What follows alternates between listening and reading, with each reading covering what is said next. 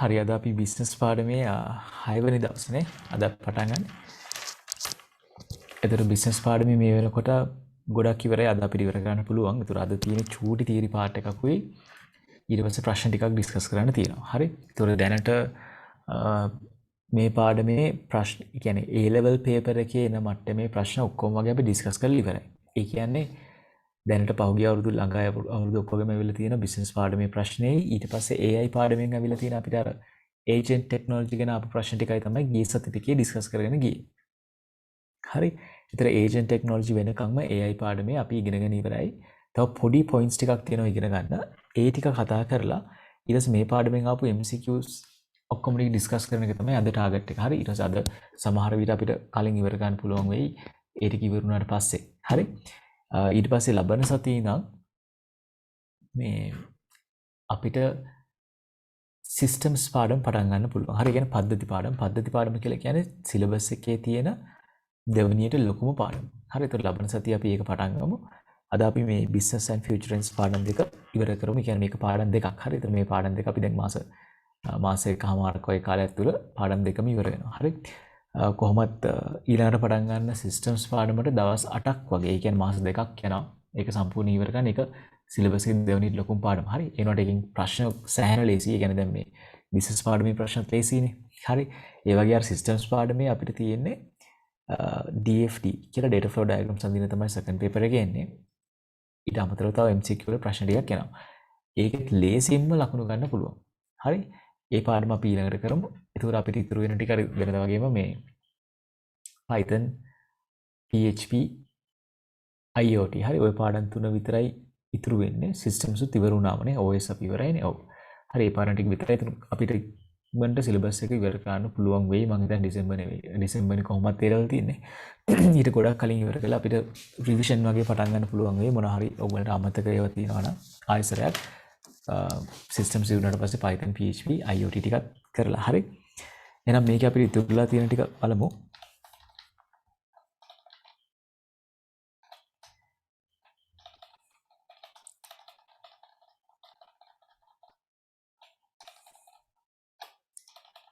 හරි මේ AI පාඩමේ අපිට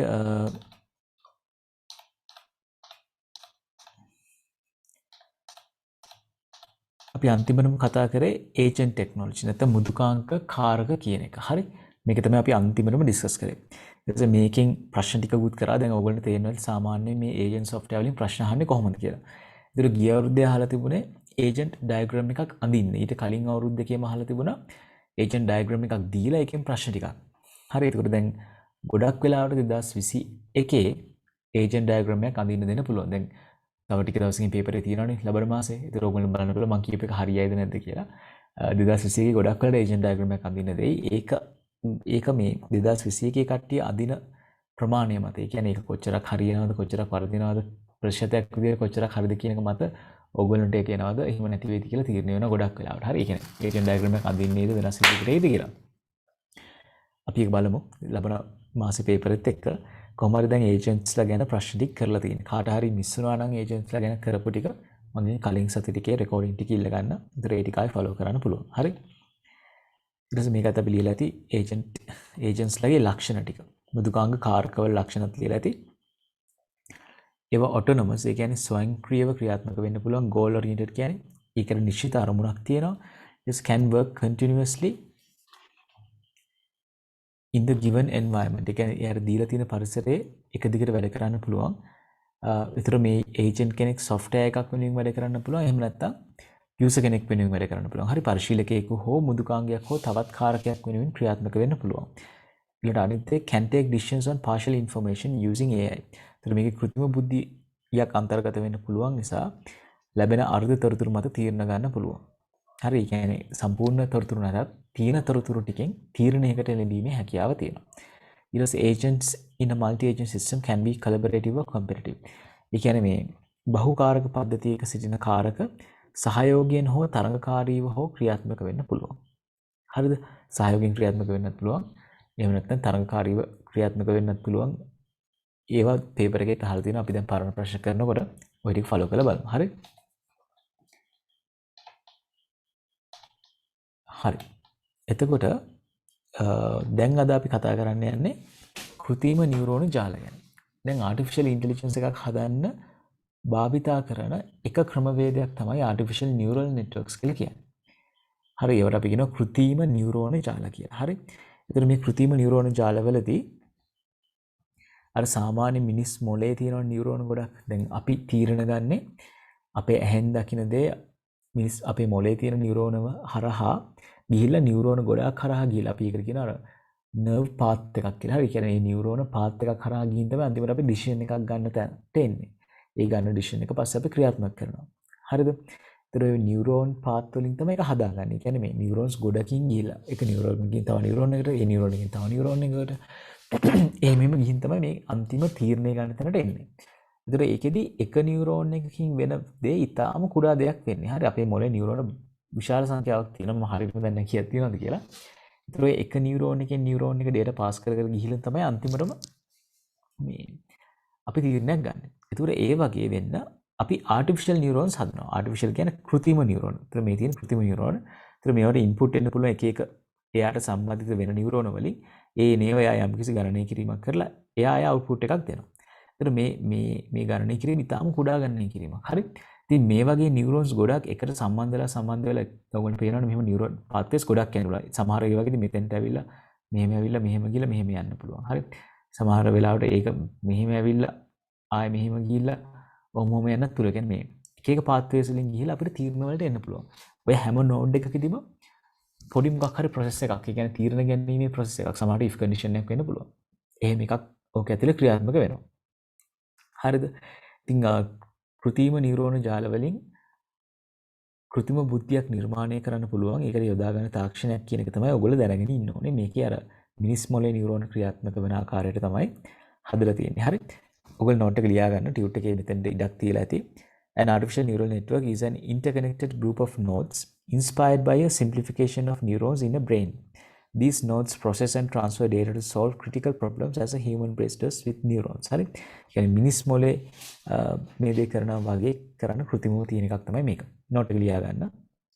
කෘතිම ස්නායුවික ජාලයක මිනිස් මොලේ ඇති නියුරෝන මෙන් කෘතිම නියුරෝන එකතු වී දත්ත සකස් කර පණිවිඩ හුවමාරු කර ගැනීම මගින් ගැටලු විසඳයි. මිනිස් මොලේ ඇති නියුරෝන මෙන් කෘතිම නියුරෝන එකතු වී දත්ත සකස් කර පණිවිඩ හුවමාරු කර ගැනීම මගින් ගැටලු විසඳයි කියලා තියෙනවා. ඒතර අපි අර කලින්ම සතියේ බැලුවානේ අර වීඩියෝස් ටිකක්. හරි. Cold Fusion channel එකේ. ඒතර ඒකේ තිබුණා මේ artificial neural networks එක ඒක මේ හදන්න කවුද මූලික වුණේ කොහොමද වැඩ කරන්නේ කියලා ඔයගොල්ලෝ පස්සේ YouTube එකේ නිකන් search කරලා බලන්න. Cold Fusion කියලා ඒ channel එකේ වීඩියෝස් එක තමයි මම පෙන්නන්නේ. හරි. ඒතර ඒකේ පොඩ්ඩක් පැහැදිලි කරනවා කවුද ඒක හොයාගත්තේ. එයා දැන් Google එකේ වැඩ කරන්නේ. ඒතර ওই විස්තර ටික ඔයගොල්ලෝ නිකන් පොඩ්ඩක් බලන්න පුළුවන්. මේ පාඩමේදී අපිට මේක හදන විදිය ඉගෙන ගන්න නෑ. අපිට ඉගෙන ගන්න තියෙන්නේ මේවා ගැන බේසික්ස්. හරි. කියන්නේ අර නව ප්‍රවණතා. ඒතර මේ කෘතිම නියුරෝන ජාලයක් කියන නව ප්‍රවණතාවක් කියලා ඉගෙන ගත්තම ඇති. AI පැත්තේ.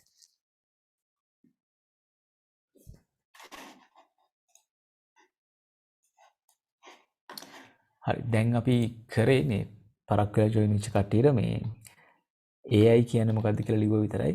හරි. එච්චරම තමයි. සරි මේ artificial neural networks ගැන කතා කරපු ටික විතරයි තාම කරේ. හරි. වෙන මොකුත්ම කරේ නැහැ තාම. හරි.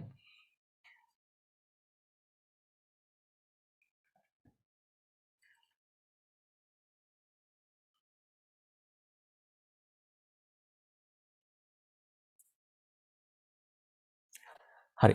ඊට පස්සේ ඔයගොල්ලෝගේ ටියුට් එකේ දාලා ඇති. දැන් මේ artificial neural networks කියන එක අදාළ වෙන්නේ දැන් මේක මේ ජීව විද්‍යාත්මකයිනේ. ඒ කියන්නේ දැන් ජීව විද්‍යාවේ මොලේ ඇතුලේ වැඩ කරන විදිය පාඩම් කරලානේ නැත්නම් ඒ දේ රිසර්ච් කරලානේ මේ කෘත්‍රිම නියුරෝන ජාල ගොඩනගන තැනට ගිහින් තියෙන්නේ. ඒතර මේක අපිට දාන්න පුළුවන් ජෛව ප්‍රේරිත පරිගණනය. එහෙම නැත්නම් bio inspired computing කියන කැටගරි එකට. හරි. ඉතින් මේකේ ඇතුලේ හරි සයිඩ් එකේ හරි ඔයගොල්ලෝ ලියා ගන්න පුළුවන් නිකන්. මේක bio inspired computing. නැත්නම් අපි කියනවා සිංහලෙන් නම් ජෛව ප්‍රේරිත පරිගණනය. හරි. එහෙම තමයි සිලබස් එකේ දාලා තියෙන සිංහල වචනේ. හරි. සිංහල වචනේ වෙනස් වෙන්න පුළුවන්. හැබැයි අදහස හරියට බලන්න ඒ අදහස තියෙනවද කියලා. හරිනේ. ඊළඟට අපි යන් evolutionary computing. එහෙම නැත්නම් genetic algorithms කියලාත් කියනවා ජානමය algorithm. හරි. ඒතර මේකෙදි කරන්නේ අපි අර මේ මිනිස්සු එන්න පරිණාමණය වුණා කියලා අපි කියනවනේ. හරිද? ක්‍රමක්‍රමයෙන් යම්කිසි ගැටලුවක දැන් මේ විදිහට ඉන්නකොට එයාට තිබ්බ ප්‍රශ්න ටිකක්. ඒතර ඒ ප්‍රශ්න අඩු කරගන්න පුළුවන් වුණා ආයුධ භාවිතයෙන්. ඊට පස්සේ එන්න ඒ ආයුධ වෙනස් වෙලා ගින්දර හොයා ගන්නවා. ඊට පස්සේ තාක්ෂණය ඔය විදිහට එන්න අපිට මොකක් හරි ප්‍රශ්නයක් එනකොට අපි ඒ ප්‍රශ්නෙට විසඳුමක් හොයාගන්නවා. ආයෙ ප්‍රශ්නයක් එනකොට ඒකට විසඳුමක් හොයාගන්නවා. හරි? එතකොට මේ ඒක තමයි සාමාන්‍ය පරිණාමවාදයේදී වෙන්නේ. ඒ කියන්නේ අපි කියන්නේ අනුවර්තනය වෙනවා කියලා. හරි අපි මේ සර්වයිව් වෙන්න වෙනස් වෙනවා. හරි අන්න ඒක තමයි අනුවර්තනය වෙනවා කියන්නේ. ජීවත් වීම උදෙසා ජීවීන් අනුවර්තනය වෙවි යනවා කාලෙන් කාලට එන ප්‍රශ්නත් එක්ක. හරි. එතකොට evolutionary computing කියලා කියන්නේ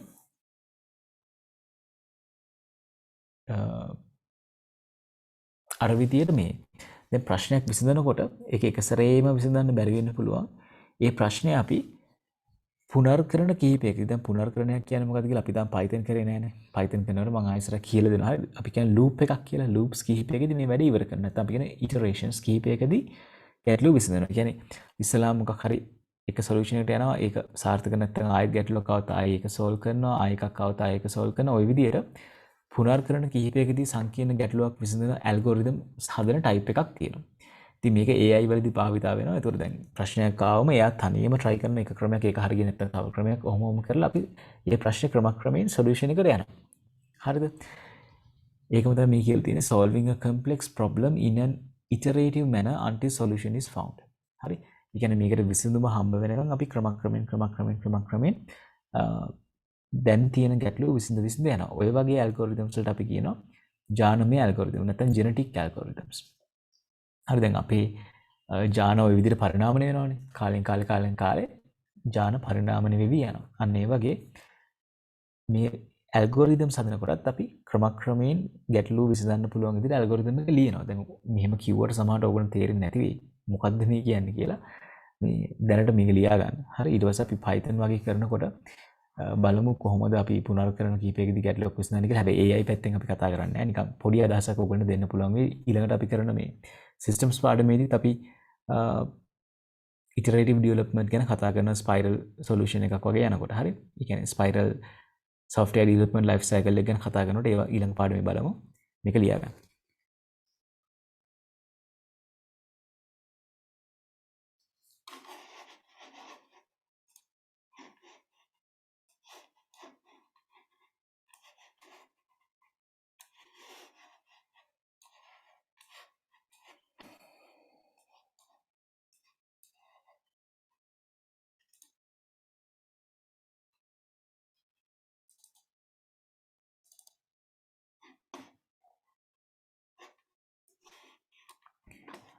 දැන් මේක ලියන්න ඕනේ මේ අපි දැන් මේක ලිව්වා කෘත්‍රිම නියුරෝන ජාලය. ඊට පස්සේ මෙතෙන්ට තමයි මේ evolutionary computing කියන එක එන්න ඕනේ. හරි.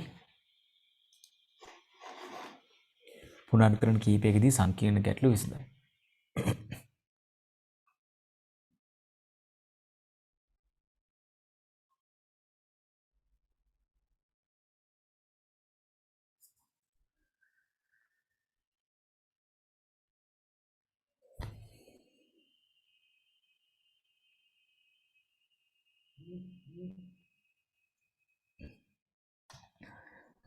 හරි අපි ඊළඟට යන් ubiquitous computing. හරි මේ ubiquitous computing කියලා කියන්නේ අපි සිංහලෙන් කියනවා සාර්වත්‍රික පරිගණනය කියලා. හරි සාර්වත්‍රික පරිගණනය කියලා කියන්නේ අපි ඔකට සාමාන්‍ය කෙටියෙන් කියනවා anytime anywhere computing කියලා. ඒ කියන්නේ ඕනෑම වෙලාවක ඕනෑම මොහොතක හරි පරිගණනය සිදු කරනවා නම් ඒකට අපි කියනවා ubiquitous computing කියලා. හරි ඒ කියන්නේ දැන් මේක අර එක තැනක මේසයක් උඩ කම්පියුටර් එකේ CPU එක ඇතුළේ විතරක් නෙවෙයි දැන් වෙනකොට අපේ ගෙදර තියෙන ස්මාර්ට් TV එක ඇතුළේ එහෙම නැත්නම් ස්මාර්ට් වොෂින් මැෂින් එක ඇතුළේ එහෙම නැත්නම් ස්මාර්ට් AC එක ඇතුළේ සමහරවිට ස්මාර්ට් වොච් එක ඇතුළේ මේ හැමතැනම පරිගණනය සිද්ධ වෙනවා නේ.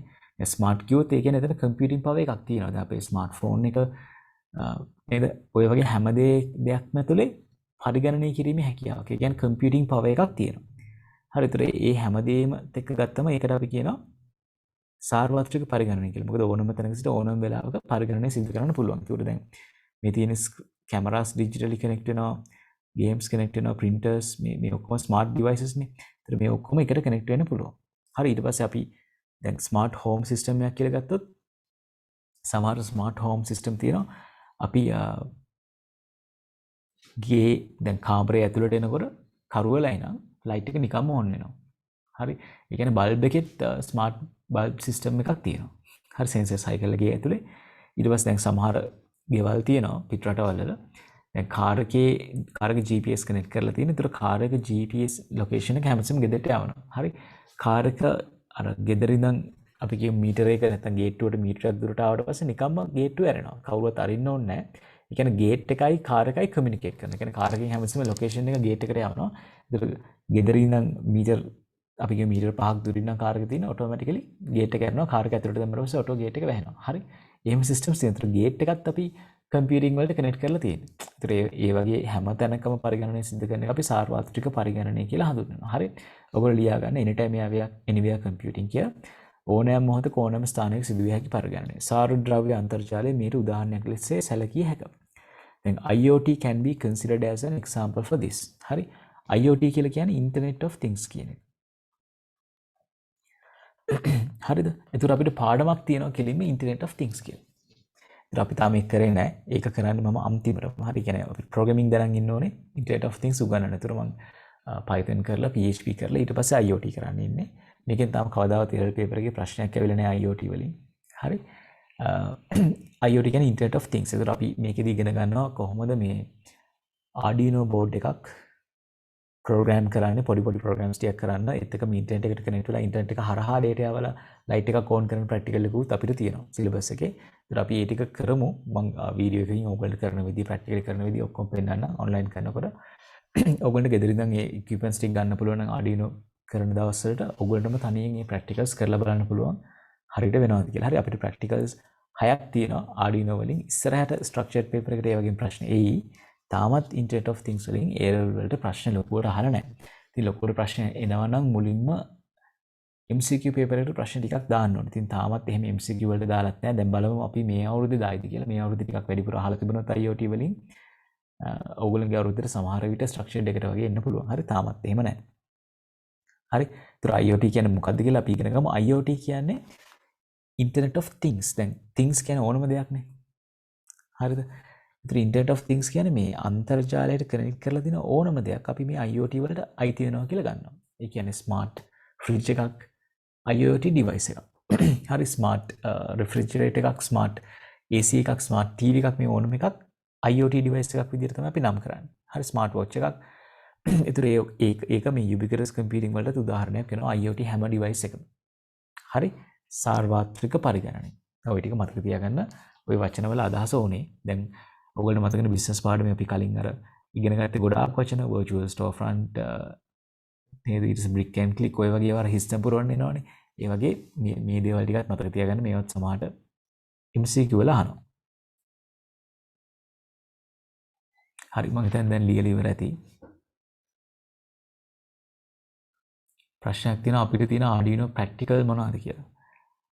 ඔයගොල්ලෝ ටීචර්ස් ගයිඩ් එක අරන් බලන්න ඒකේ තියෙනවා 13 වසර. එහෙම නැත්නම් මම නිකන් කිව්වොත් ඔයගොල්ලෝ ඉස්සෙල්ලාම තියෙනවා ලයිට් එකක් මේ නිවිපත් වෙන හදන්න තප්පර භාගෙන් භාගෙ. හරි ඊට පස්සේ ආයෙ තියෙනවා ටෙම්පරේචර් සෙන්සර් එකකින් ටෙම්පරේචර් එක සෙන්ස් කරලා උෂ්ණත්වය අපි දෙනාගේට වඩා වැඩි නම් ෆෑන් එක ඕන් කරන්න. එතන ෆෑන් එකක් විදිහට අපි පාවිච්චි කරන පොඩි මෝටරයක්. හරි මේ මෝටරය ඕන් කරන්න ඕනේ.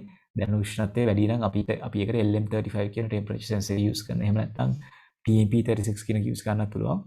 ඊට පස්සේ ඔයගොල්ලෝ තියෙනවා මේ අර දොරක් අරිනකොට නැත්නම් ජනේලයක් අරිනකොට එලාම් එකක් වදින එකක්. ඒකට අපි රීඩ් ස්විච් එකක් යූස් කරන රීඩ් ස්විච් එකක් කියන්නේ මේ කම්බි දෙකකින් සම්බන්ධ වෙච්ච එතන මැග්නට් එකක් ඇල්ලුවම يعني දොරේ කාන්දමක් හයි කරලා රීඩ් ස්විච් එක දොරේ අර උළුවහුවට හයි කරලා දොර අරිනකොට එලාම් එකක් වදින සිස්ටම් එකක් හදනවා. ඒකටත් බස් එකක් යූස් කරන එලාම් එක වදින්න.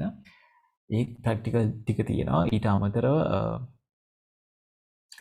තව එකක් තියෙනවා මට දැන් මතක නැහැ. හරි කියන්නේ බේසික් දේවල් ටික තව එකක් තියෙනවා. රීඩ් ස්විච් එකයි ටෙම්පරේචර් සෙන්සර් එකයි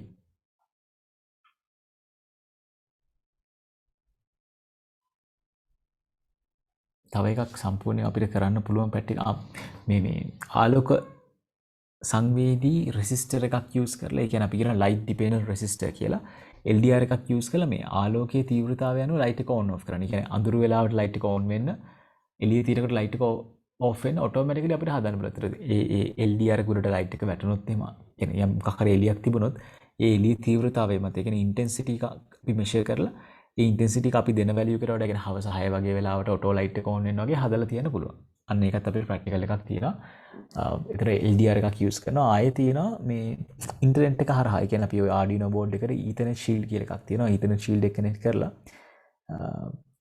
ඉන්ටර්නෙට් එක හරහා සිග්නල් එකක් දෙනකොට ලයිට් එකක් ඔන් කරන්න. එහෙම නැත්නම් අපි Arduino board එකේ වෙබ් සර්වර් එකක් හදලා ඒකේ වෙබ්සයිට් එකක් හදනවා පොඩි. හරි.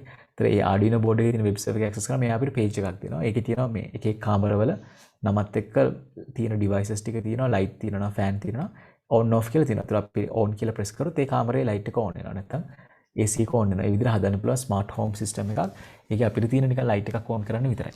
හරි. ඒතර ඔයගොල්ලෝ නිකන් බැලුවොත් අපි ගිය අවුරුද්දට කලින් අවුරුද්දේ තරගයකට ස්මාර්ට් හෝම් එකක් හදලා දාලා YouTube එකේ තියෙනවා. ඔයගොල්ලෝ නිකන් බැලුවොත් smart home system Bandarawela central college කියලා හොයාගන්න පුළුවන් වෙයි.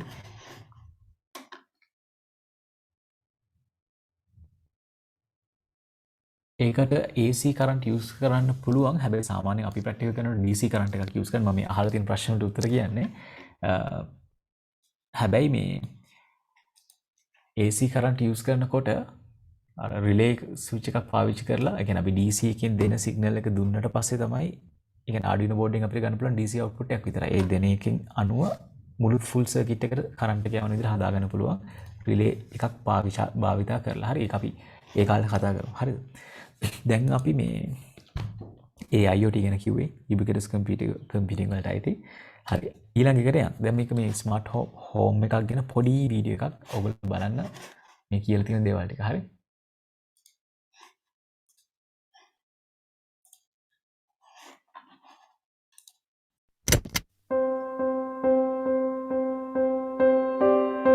When everything becomes linked with everything else, matter becomes mind and the possibilities become endless.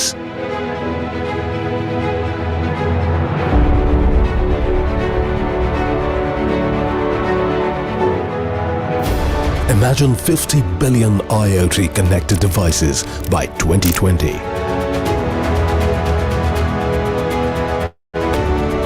Now, imagine the economic impact of these connected machines. $4 to $11 trillion per year by 2025. Wearable devices, environmental sensors, agricultural machinery, components in a vehicle, or devices in homes can all be connected to deliver insights and drive transformation. Deliver insights. දැන් මේ තියෙන මේ smart රෙෆ්‍රිජරේටර් එකක්. හරිද? මේකේ තියෙනවා මේ කිරි දාන්න වෙනම තැනක්, බිත්තර දාන්න එහෙම. දැන් කිරි ඉවර නම් එයාට කෙලින්ම යූසර්ගේ ෆෝන් එකට ඇලර්ට් එකක් යවන්න පුළුවන්. දැන් මේ ගෙදර තියෙන කිරි ටික ඉවර නැත්නම් බිත්තර ටික ඉවර නම් බිත්තර ඉවරයි කියලා සමහර රෙෆ්‍රිජරේටර්ස් තියෙනවා. ඒවට අපිට e-commerce platform එකට කනෙක්ට් කරාම කෙලින්ම බිත්තර ඉවර නම් ඔටෝමැටිකලි ඕඩර් එක යනවා. අපේ මේ කාඩ් නම්බර්ස් එකට එන්ටර් කරලා තිබ්බම ඔටෝමැටිකලි ඕඩර් එක යනවා. ඒ ඊතර ගෙදර එක්කෙනා ගෙදරට එන වෙලාවට ඩිලිවර් එක හම්බ වෙනවා. හරි. ඒතර මේ ෆ්‍රිජ් එකෙන් ඔටෝමැටිකලි වැඩේ කන්ට්‍රෝල් කරනවා. ඒතර ෆ්‍රිජ් එකේ කම්පියුටින් තියෙනවා.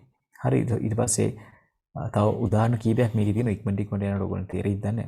කවුරුත් බලන්නකො. And drive transformation. So imagine if you had smart devices in your home, your car, your workplace, or even on yourself.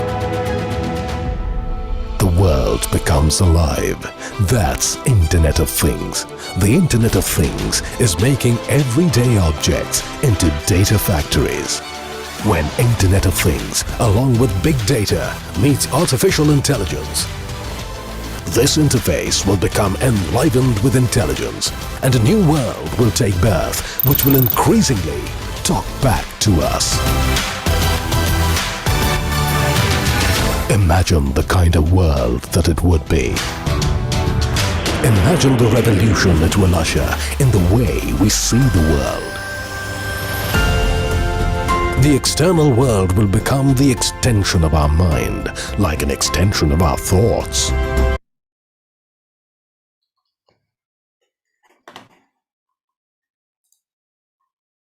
Imagine a world that is responsive,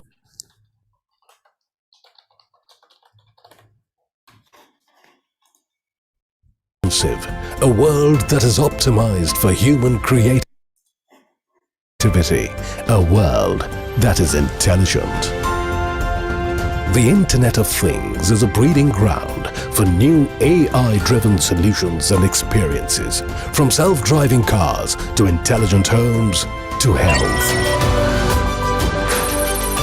Welcome to the world of endless possibilities. Welcome to AI and IoT Summit. දස් දහ අටේ අයිප වීඩිය එකක් හරි ඔබන්න පෙන්වේ. Returning to work. As IT guy, I work ඉටවස අපි නිකන් smart home එකක් කියන මොකක්ද කියලා තේරුම් closely ගන්න with every department. එකක් පොඩ්ඩක් බලමු හරි.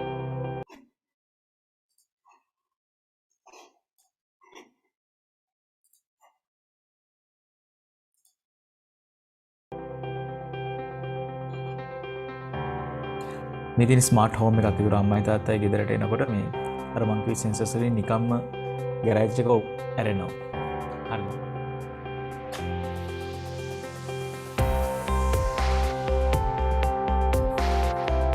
ඉතින් නිකම්ම oven එක preheat වෙන්න පටන් ගන්නවා.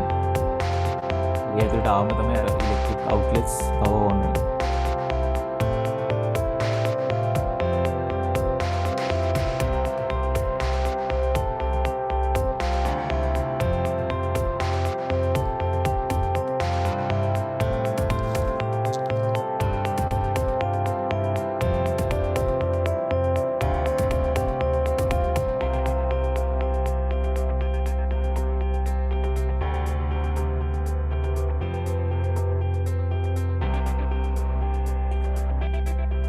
කාමරෙන් එළියට එනකොට නිකම්ම lights off වෙනවා.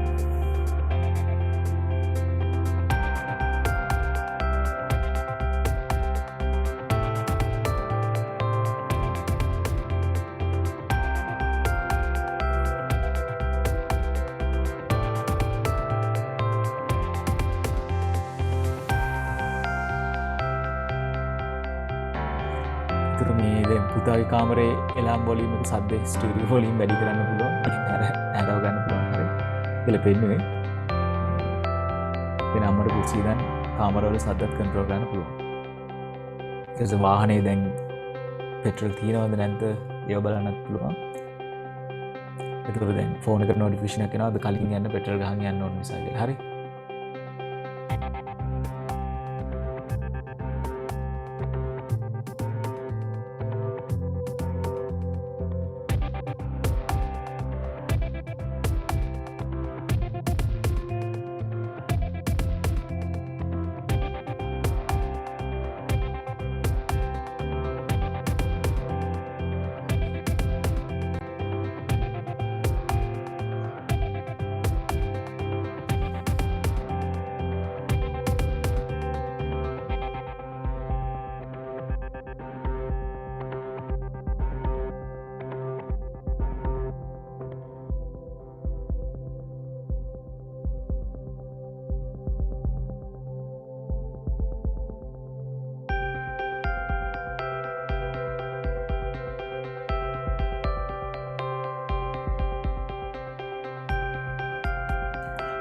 දැන් ස්පීඩ් ලිමිට් ඇඩ්වයිස් නිකම්ම කාර් එකෙන් අඳුරගෙන එයාට ස්පීඩ් එක කන්ට්‍රෝල් කරනවා.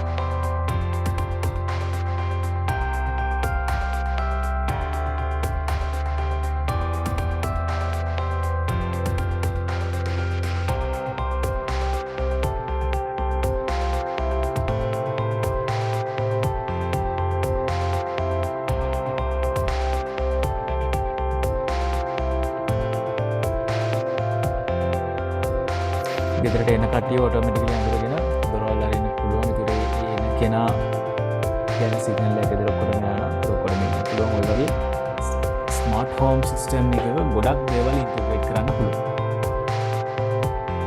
හරි ලංකාවේ තාම මේ වගේ දේවල් එච්චර භාවිත වෙන්නේ නැහැ. හැබැයි ඉස්සරහට අපිට පුළුවන් IoT වලින් Arduino වලින් ඔය පොඩි පොඩි දේවල් හදලා අපේ ගෙවල් වලට ඉන්ටිග්‍රේට් කරගන්න ඔබ ඉගෙන ගන්න තේරෙයි කොච්චර ලේසි වැඩක්ද කියලා. හැබැයි කෝඩින් පුළුවන් වෙනවා. හරි ඉස්සරහට බලන්න.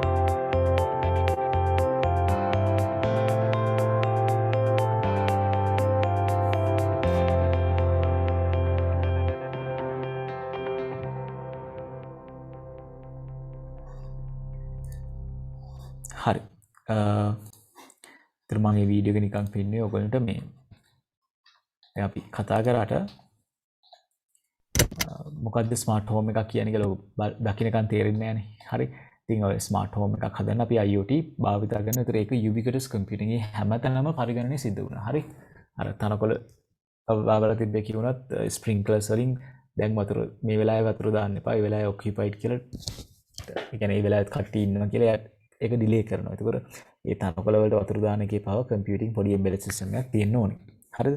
ඒ වගේ වට තමයි ubiquitous computing කියලා කියන්නේ. ඊට පස්සේ අපි යනවා ක්වොන්ටම් පරිගණනය. නැත්නම් ක්වොන්ටම් කම්පියුටිං කියලා කියනවා. හරි? ඔයගොල්ලෝ අහලා ඇති මේ ක්වොන්ටම් භෞතික විද්‍යාව කියන එක. එහෙම නැත්නම් ක්වොන්ටම් ෆිසික්ස් ගැන. හරි? දැන් ඔය නිතරම ඔයගොල්ලෝ සුපර් හීරෝ මූවිස් එහෙම කියන්නේ මොනවාද අයන් මෑන්, ස්පයිඩර්මෑන්, ඇවෙන්ජර්ස් අනම් මනම් බලන්න මොනවා හරි වෙලා නෝ සුපර් හීරෝ කෙනෙක් හැදෙන්නේ. එතකොට මේ ඒ වගේදී එක්ස්ප්ලেইন කරන සමහරවල් අර ක්වොන්ටම් ජෙනරේටර්ස් නැත්නම් ක්වොන්ටම් රේස් වලින් ගිහින් තමයි මෙහෙම වෙලා තියෙන්නේ. ඇන්ට් මෑන් එහෙම අර පොඩි වෙන්නේ ක්වොන්ටම් කේස් හරි මොනවා හරි කියනවා. අපි දන්නේ නැහැ ඉතින් ක්වොන්ටම් ෆිසික්ස් ලොකුවට හරි. එතකොට ඒ කියන එක මොනවා හරි ඉතින් අපි හරියට ට්‍රස්ට් කරනවා. හරි. ක්වොන්ටම් ෆිසික්ස් කියලා සාමාන්‍යයෙන් කියන්නේ මේ දැන් අපි සාමාන්‍යයෙන් ෆිසික්ස් කියලා ඉගෙන ගන්න නිව්ටෝනියන් ෆිසික්ස්. හරි. ඒ කියන්නේ අපි ඉස්කෝලේදී ඉගෙන ගන්න නිව්ටන් හඳුන්වලා දීපු ෆිසික්ස්. හරි.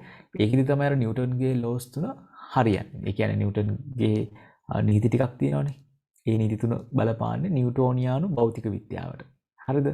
එතනින් එහාට ගියාම ඒ නිව්ටන්ගේ භෞතික විද්‍යාව අදාළ වෙන්නේ හැබැයි මේ සාමාන්‍ය ලෝකේ අපි වැඩ කරන ඒවාට ඒක අදාළ වෙනවා. හැබැයි පරමාණුවක් ඇතුළට ගියාම අපි දන්නවනේ ඇටම් එකක් ඇතුළට ගියාම ඒක ඇතුළේ තියෙනවා නියුරෝන්ස්, ප්‍රෝටෝන්ස්, ඔය වගේ දේවල් ඉලෙක්ට්‍රෝන්ස් තියෙනවා. ඒතර මේ ඉලෙක්ට්‍රෝන්ස්, නියුරෝන්ස්, ප්‍රෝටෝන්ස් සමහර ලාවට අර සාමාන්‍ය භෞතික විද්‍යාව විදියට නෙවෙයි වැඩ කරන්නේ. නැත්නම් අපි පරමාණුවක් ඇතුළට ගියාම එතනදී ඒ පරමාණු ඇතුලේ වැඩ කරන විදියට අපි කියනවා ක්වොන්ටම් කම්පියුටිං කියලා. හරිද? කියන්නේ එතනින් ඇතුලේ ඒ කියන්නේ පරමාණු වලට වඩා කුඩා අංශු වලට සාමාන්‍ය භෞතික විද්‍යාවේ තියෙන බලපාන්න නැහැ. දැන් ඔයගොල්ලෝ දන්නවනේ හැමෝම පරමාණුක ඇතුලේ ඉලෙක්ට්‍රෝන කැරකි තමයි තියෙන්නේ කියලා. හරි. ඒ ඉලෙක්ට්‍රෝන කැරකි තියෙනකොට ඒ ඉලෙක්ට්‍රෝනට ගුරුත්වාකර්ෂණය බලපානවද නැද්ද? හරි. ඒක කැරකි තියෙන්නේ කොහොමද? ඒතර එතනදී අර සාමාන්‍ය භෞතික විද්‍යාවෙන් පැහැදිලි කරන්න බැරි ක්වොන්ටම් ෆිසික්ස් කියන ශාස්ත්‍රයට අපි එනවා. හරි. ඉතින් ඒතකොට දැන් ක්වොන්ටම් කම්පියුටිං කියලා කියන්නේ ඒ ක්වොන්ටම් ෆිසික්ස් වල තියෙන ලක්ෂණත් පාවිච්චි කරලා අර දැන් සාමාන්‍ය කම්පියුටර්ස් වලදී අපිට වැඩ කරන්න පුළුවන් බිට්ස් එකනේ. බයිනරි ඩිජිට්ස් එක. ඒ කියන්නේ යාර ස්ටේට්ස් දෙකක විතරයි එකසර ඉන්න පුළුවන්. හැබැයි මේ ඊළඟට අපි කියන ක්වොන්ටම් කම්පියුටිං වලදී එක ඩේටා යුනිට් එකකට එක සැරේ ස්ටේට්ස් තුනක් තියෙන පුළුවන්. ඒ කියන්නේ අතරම 1.0යි ඒක අතරමැදි අවස්ථාවක් තියෙන පුළුවන්. ඒ අතරමැදි අවස්ථාව අපි චෙක් කරන වෙලාවට එක හෝ බිඳුව වෙනවා. හැබැයි අර අතරමැදි අවස්ථාවකක් තියෙන පුළුවන් නිසා අර ස්ටේට් දෙකක් විතරක් තියෙනකොට කරන්න පුළුවන් කම්පියුටිං වලට වඩා වැඩි වැඩ ගන්නක් කරන්න පුළුවන්. ඒකට අපි දැනට දෙකේ බලවලින් වැඩ කරන්නේ. ඒක අපිට තුනේ බලවලින් වැඩ කරන ගන්නට හදා ගන්න පුළුවන් කම්පියුටර්ස් වලදී. හරිද? අන්න එහෙම එකකට තමයි ක්වොන්ටම් කම්පියුටිං කියලා කියන්නේ. අපි නිකන් කියවලා බලුවොත් ක්වොන්ටම් පරිගණනයේ කුඩාම මතක ඒකකයේ කියුබිටයක් ලෙස හඳුන්වනවා. ඇත්තටම මෙතන කුඩා මතකය කියන්නේ කුඩාම ඒකකය කියලා ගන්න. Smallest unit in quantum computing is called a qubit.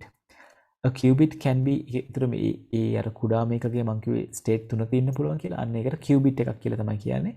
A qubit can be 1, 0 or an intermediate state. ඒ කියන්නේ එක බිඳුව අතරමැදි අවස්ථාවක් කියන්න පුළුවන්. Hence it can be in 3 states at same time. ඒ කියන්නේ අවස්ථා තුනක එකපාර තියෙන්න පුළුවන් එක බිඳුව හෝ අතරමැදි අවස්ථාවක් ලෙස. හරිද? ඊළඟට ඉතා කෙටි කාලයකින් සංකීර්ණ ගැටලු විසඳීමට ක්වොන්ටම් පරිගණනය භාවිත කළ හැකියි. ඒතර ක්වොන්ටම් කම්පියුටිං යූස් කරන්න පුළුවන් ඉස්සරහට සංකීර්ණ ගැටලු විසඳන්න. මොකද මේකේ අර ගොඩාක් කාලය අඩු කරගන්න පුළුවන් සාමාන්‍ය කම්පියුටර් එකට වඩා. හරිද? එක්සැම්පල් එකක් කිව්වොත් දැන් Google එකේ අපි මොකක් හරි සර්ච් කරාම එයා රිසල්ට්ස් මිලියන ගාණක් එක සැරේ අපි ඩොග් කියලා සර්ච් කරොත් රිසල්ට්ස් මිලියන ගාණක් සර්ච් කරලා පෙන්නනවානේ. ඒකට යම්කිසි තප්පර ගාණක් යනවා. ඒ කියන්නේ ඔයගොල්ලෝ හැමෝම Google සර්ච් කරලා ඇති කියලා මම හිතනවා. හරි මේ වෙනකොට දැන් අපි Google එකට ගිහින් මොකක් හරි සර්ච් කරොත් එහෙම අපි සර්ච් කරමු නිකන් මොකක්ද ඩොග් කියලා.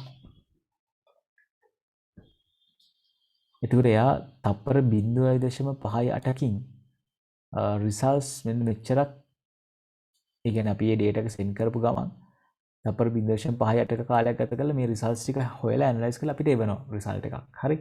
ඒතර මේකට තප්පර මේ යන 0.58ක කාලේ තවත් අඩු කරගන්න තමයි ඒගොල්ලෝ try කරන්නේ. ඒතර සාමාන්‍ය කම්පියුටිං වලදී දැන් තියෙන ටෙක්නොලොජි SSDs පාවිච්චි කරලා තියෙන latest technology use කරලා latest servers use කරලා ඒගොල්ලෝ පුළුවන් තරම් අඩු කාලෙකින් අපිට රිසල්ට් එක දෙන්න try කරනවා.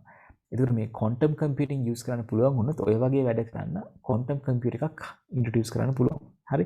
එතකොට ඒක දැන් යන කාලයට වඩා භාගයෙන් විතර අඩු කරගන්න පුළුවන්. يعني දැන් තප්පර 0.58ක් යනවා නම් ඉස්සරහට තප්පර 0.28කින් වගේ වැඩේ ඉවර කරගන්න පුළුවන් වෙයි. හරි. quantum computing වලට ගියාම. හරි මේක ලියා ගන්න. එතකොට quantum computing කියන තාමත් රිසර්ච් අවස්ථාවේ පවතින. ඒ කියන්නේ මේ ගැන තාම පරීක්ෂණ කරමින් පවතිනවා. හරි තාමත් commercial products අපිට කඩේට ගිහින් quantum computer එකක් ගන්න බෑ. හරිද? මේ වගේ ලොකු එකක් තියෙන මෙතන මිනිස්සෙක් හිටියොත් එහෙම දැන් ඔයගොල්ලෝ පේනවනේ මේ තියෙන මොනිටර් එකක්. ඒකට මේ මොනිටර් එකේ size එකත් එක්ක මේ quantum processor එකේ size එක හිතා ගන්න. හරි. මේක පරමාණු අතර අන්තර්ක්‍රියාව විදිහට තමයි මේක වැඩ කරන්නේ. මම නිකන් පෙන්නොත් එහෙම මේ quantum processor එකක් කොහොමද සාමාන්‍යයෙන් පේන්නේ කියලා.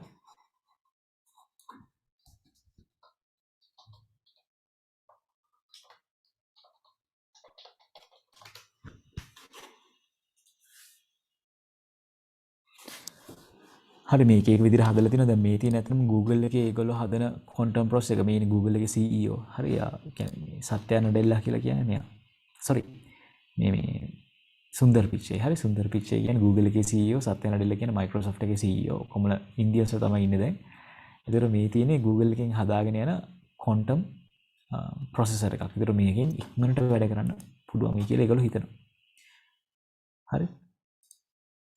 ඉතර Google විතරක් නෙවෙයි IBM වගේ අර ලෝකයේ තියෙන ගොඩාක් companies Microsoft එක ඒගොල්ලෝ try කරනවා පුළුවන් තරම් ඉක්මනට quantum computer එකක් වැඩ කරන අවස්ථාවට ගෙනල්ලා හදාගෙන යන්න. හැබැයි තාමත් මේක අර මේ research මට්ටමේ තියෙන්නේ. හැමෝම use කරන තත්ත්වේ නෑ. Google conducts largest chemical simulation on quantum computer to date. Google එකෙන් තමයි ලොකුම එක දැනට කරලා තියෙන්නේ. හරි මේ කරන්නේ වගේ. ඉතින් මේක මිනිස්සුන්ට හානිදායී නෑ. කියන්නේ මේ රේඩියේෂන්ස් වගේ මුකුත් එන්නේ නැහැ. ඒකනේ මේ මිනිස්සු කිසිම ග්ලව් එකක්වත් මුකුත් දාන්න නැතුව මේකත් එක්ක වැඩ කරන්නේ. හරි මේක මේ මිනිස්සුන්ට හානි කර නැහැ. හරි මේකේ ඇතුලෙන් තමයි මේ කියන තරංග අනම්මනම් ඇල්ෆා බීටා ගෑමා හරි මොනවා හරි යනවා නම් යන්නේ මේක ඇතුලෙන්. ඒ නිසා මේක මිනිස්සුන්ට මේ හානිදායී එකක් විදිහට හඳුන්වන්න බෑ. සහ මේක තාමත් කමර්ෂියල් ඒ කියන්නේ වාණිජ්‍ය වශයෙන් අපිට කඩේ මිලදී ගන්න නැහැ. හරි ඒව සමහරලාට මේ අහනවා මේක මිනිස්සුන්ට හානිදායකද එහෙම ඒවා අහලා තියෙනවා. හරිද?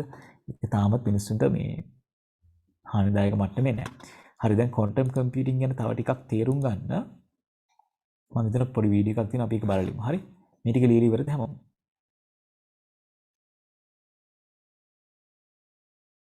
හරි මේ පොඩි වීඩියෝ එක බලන්න මම තැන් තැන් එක්ස්ප්ලেইন කරන්න ඔයගොල්ලන්ට මේ තියෙන සමහර දේවල්.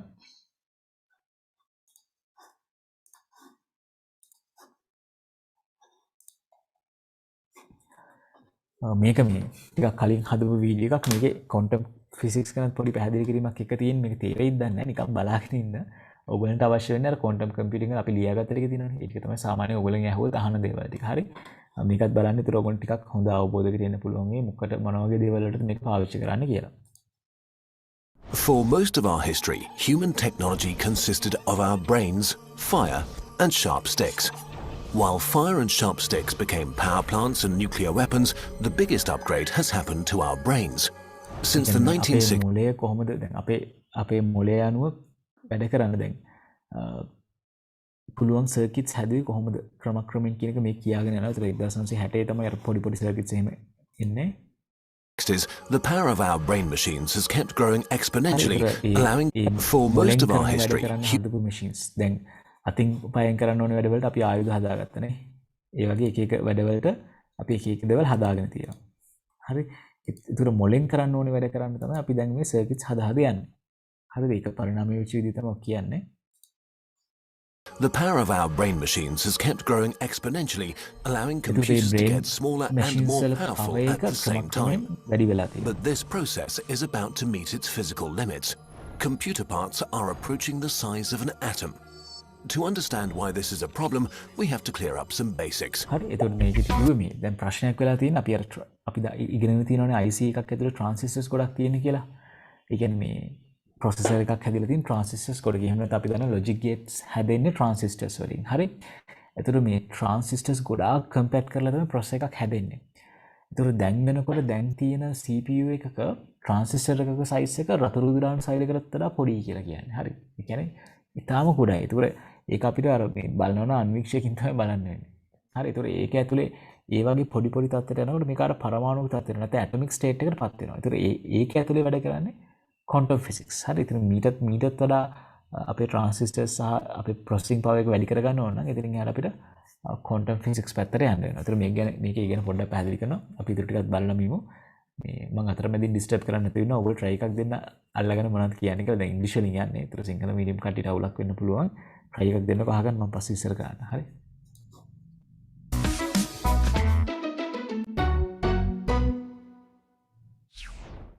A computer is made up of very simple components doing very simple things, representing data, the means of processing it, and control mechanisms. මේ තියෙන main memory කියන RAM එක, arithmetic and logic unit එක, control unit එකයි තියෙන්නේ CPU එකනේ.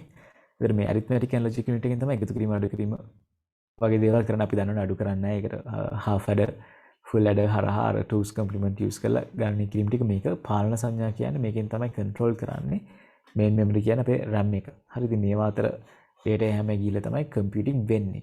පොඩි පොඩි ගණනය කිරීම තමයි ඇත්තටම අපි කරන්නේ. ඒ පොඩි පොඩි ගණනය කිරීම ගොඩාක් එක සැරේ කරනකොට අපිට ලොකු ගණනය කිරීමකට යන්න පුළුවන්. ඉතින් CPU එකට එක සැරේ අපි ඉගෙනගෙන තියෙන instructions අර OS පාඩමේදී අපි කතා කරන්නේ නැතිනේ. තප්පරයකට සාමාන්‍යයෙන් ලක්ෂ ගණනක් instructions execute කරන්න පුළුවන් CPU එකට. හරි. ඒ වගේ පොඩි පොඩි ගණන් ලක්ෂ ගණනක් හදනකොට ලොකු ගණනක් හදා ගන්න පුළුවන් අපිට. Computer chips contain modules, which contain logic gates, which contain transistors. A transistor is the simplest form of a data processor in computers, basically a switch that can either block or open the way for information coming through. This information is made up of bits which can be set to either 0 or 1. Combinations of several bits are used to represent more complex information. Transistors are combined to create logic gates which still do very simple stuff. For example, an AND gate sends an output of 1 if... AND gate එක ඇතුලේ කොහොමද transistors තියෙන්නේ කියන එක දැන් physics කරන කෙනෙක් කියනවා නම් දන්නවද transistors මේ වගේ set වෙන්නේ කොහොමද කියලා. ඒකට power එක දීලා තියෙනවනේ ground කරලා තියෙනවනේ transistors දෙකක් එකතු වෙලා තමයි මෙහෙම AND gate එකක් හැදෙන්නේ. හරිද? ඒ වගේ gates හැදෙන්නේ transistors එකතු වෙලා. හරි? ඒතර ඒ transistors වල ප්‍රමාණය එන්න පොඩි වෙන එකෙන් තමයි මේ ප්‍රශ්නේ ඇති වෙන්නේ කියලා මේක පැහැදිලි කරනවා. It sends an output of 1 if all of its inputs are 1, and an output of 0 otherwise. Combinations of logic gates finally form meaningful modules, say for adding two numbers. මේ කියන්නේ full adder එකනේ. full adder එකනේ XOR එකකින් sum එක හම්බ වෙනවා. අර AND gate තුනක් දාලා O එකක් දැම්මම අපිට Cout එක ගන්න පුළුවන්. මේක complete නෑ. අඩුපාඩු තියෙනවා. හරි. Once you can add, you can also multiply, and once you can multiply, you can basically do anything. Since all basic operations are literally simpler than first grade math, you can imagine a computer as a group of 7-year-olds answering really basic math questions. A large enough bunch of them could compute anything from astrophysics to Zelda. However, with parts getting tinier and tinier, quantum physics are making things tricky. In a nutshell, a transistor is just an electric switch. Electricity is electrons moving from one place to another, so a switch is a passage that can block electrons from moving in one direction. Today, a typical scale for transistors is 14 nanometers, which is about 8 times less than the HIV virus's diameter and 500 times smaller than a red blood cell's. As ඒතර දැන් transistors are transistor එකක් අර වතුර උදුරන සෛලයකට වඩා 500 times small. ඒ කියන්නේ 500 ගුණයක් පොඩි. ඒතර එහෙම වුණාම තමයි අර quantum physics වලට අපිට යන්න වෙන්නේ. shrinking to the size of only a few atoms, electrons may just transfer themselves to the other side of a blocked passage via a process called quantum tunneling. In the quantum realm, physics works quite differently from the predictable ways we're used to, and traditional computers just stop making sense. We are approaching a real physical barrier for our technological progress. To solve this problem, scientists are trying to use these unusual quantum properties to their advantage by building quantum computers. In normal computers, bits are the smallest units of information. Quantum computers use qubits, which can also be set to one of two values. A qubit can be any two-level quantum system, such as a spin in a magnetic field or a single photon. 0 and 1 are this system's possible states, like the photon's horizontal or vertical polarization. In the quantum world, the qubit doesn't have to be in just one of those, it can be in any proportions of both states at once. This is called superposition. But as soon as you test its value, say by sending the photon through a filter, it has to decide to be either vertically or horizontally polarized. So as long as it's unobserved, the qubit is in a superposition of probabilities for 0 and 1, and you can't predict which it will be. But the instant you measure it, it collapses into one of the definite states. Superposition is a game changer. 4 classical bits can be in one of 2 to the power of 4 different configurations at a time. That's 16 possible combinations, out of which ඒතර you අපිට can use bits just one. 4කින් සාමාන්‍යයෙන් අපි කතා කරන මේ සාමාන්‍ය පරිගණකයේදී bits 4කින් අපිට හදන්න පුළුවන් සංඛ්‍යා 16 නේ 2 4 බලය කියන්නේ 16 නේ. කියන්නේ මෙන්න මේ සංයෝජන හරහා සංඛ්‍යා 16ක් හදාගන්න පුළුවන්. මේ කියන්නේ classical bits. ඒ කියන්නේ සාමාන්‍ය bits වලින්. හැබැයි අර qubit එකකට මේ අවස්ථාව ගොඩ කියන පුළුවන් නිසා එයාට මීට වඩා ලොකු සංඛ්‍යා ගාණක් හදන්න පුළුවන්. 4 qubits in superposition, however, can be in all of those 16 combinations at once. This number grows exponentially with each extra qubit. 20 of them can already store 1,000,000 values in parallel. A really weird and unintuitive property qubits can have is entanglement, a close connection that makes each of the qubits react to a change in the other's state instantaneously, no matter how far they are apart. This means that when measuring just one entangled qubit, you can directly deduce properties of its partners without having to look. Qubit manipulation is a mind-bender as well. A normal logic gate gets a simple set of inputs and produces one definite output. A quantum gate manipulates an input of superpositions. quantum process වලදී භාවිත වෙන quantum gate එකක්. හරි logic gates නෙවෙයි. සාමාන්‍ය අපි ඉගෙන ගන්න logic gates නෙවෙයි. හරි quantum gate වල දැන් මේක වැඩි දුරටත් ඉගෙන ගන්න ඕගොල්ලෝ භෞතික විද්‍යාව ඉගෙන ගන්න වෙනවා. හරි. ඒ නිසා මේව ගැන එච්චර හිතන්න යන්න එපා. superposition entanglement ගැන කියයි. ඒව හිතන්න යන්න එපා. මේකේ අන්තිම ටික තමයි ඔයගොල්ලන්ට ආයෙ පොඩ්ඩක් ඕන වෙන්නේ. මේක මොකටද පාවිච්චි කරන්න වගේ දෙයක් නැත්නම් මොකද්ද මේකේ භාවිතය වගේ දෙයක් තේරුම් ගන්න ඔයගොල්ලන්ට මේකේ අන්තිම ටිකෙන් පුළුවන් වෙයි. හරි. දැනට මේ ටික පොඩ්ඩක් බලාගෙන ඉන්න.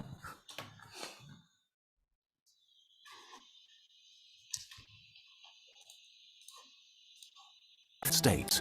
Intuitive property qubits can have is entanglement to the qubit. You can directly qubit manipulation is a mind bender as well.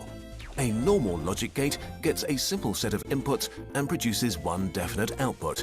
A quantum gate manipulates an input of superpositions, rotates probabilities, and produces another superposition as its output. So a quantum computer sets up some qubits, applies quantum gates to entangle them and manipulate probabilities, and finally measures the outcome, collapsing superpositions to an actual sequence of zeros and ones. What this means is that you get the entire lot of calculations that are possible with your setup all done at the same time. Ultimately, you can only measure one of the results, and it will only probably be the one you want, so you may have to double check and try again. But by cleverly exploiting superposition and entanglement, this can be exponentially more efficient than would ever be possible on a normal computer. So while quantum computers will probably not replace our home computer, මේ කියන අය අපිට මේ quantum computing ඕනි කියලා. දැන් අපි කරන වැඩවලට ඇත්තටම අපේ ගෙවල් වල පාවිච්චි කරන වැඩවලට සාමාන්‍ය පරිගණක ප්‍රමාණවත් නේ. කියන්නේ හොඳ SSD එකක් දාලා හොඳ RAM එකක් තියෙන කම්පියුටර් එකක් ගත්තොත් ස්ටක් වෙන්නේ නැතුව ඕනම වැඩක් කරගෙන යන්න පුළුවන්. කියන්නේ දැන් තියෙන fiber internet speed එකත් එක්ක සාමාන්‍යයෙන් අපිට හොඳ කියන්නේ ස්ටක් වෙන්නේ නැතුව වැඩක් කරන්න පුළුවන් කම්පියුටින් පවර් එකක් තියෙනවා. හරි. දැන් අපිට ෆිල්ම් එකක් බලන්න නැත්නම් ලියුමක් ටයිප් කරන්න නැත්නම් ප්‍රෝග්‍රෑම් එකක් ලියන්න මේ තියෙන ප්‍රෝග්‍රෑමින් මේ තියෙන කම්පියුටිං පවර් එක හොඳටම ප්‍රමාණවත්. හැබැයි මීට වඩා අර මං කිව්වේ Google එකේ සර්ච් කරනවා වගේ ලොකු වැඩවලට මුළු ලෝකෙම data processing කරනවා වගේ ලොකු වැඩකට මේ දැන් තියෙන කම්පියුටිං පවර් එක මදි වෙන්න පුළුවන්. ඊට වඩා ගොඩාක් ඉක්මනට වැඩ ටික ඉවර කරන්න පුළුවන් අර ක්වොන්ටම් කම්පියුටිං වල අමතර හැකියාවන් ටිකත් එක්ක ආවම. හරි. ඒක පොඩ්ඩක් බලමු.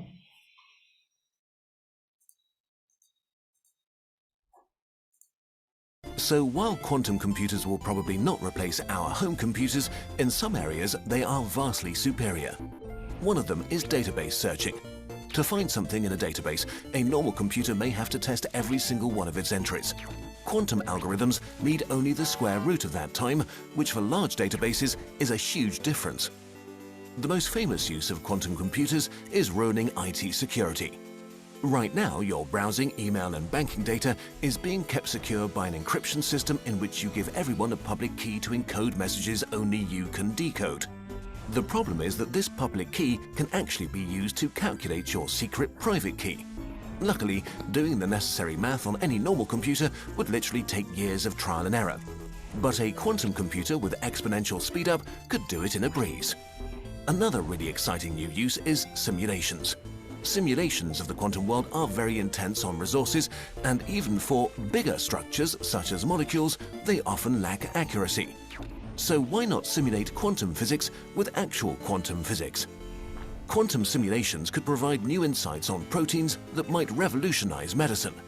Right now, we don't know if quantum computers will be just a very specialized tool or a big revolution for humanity.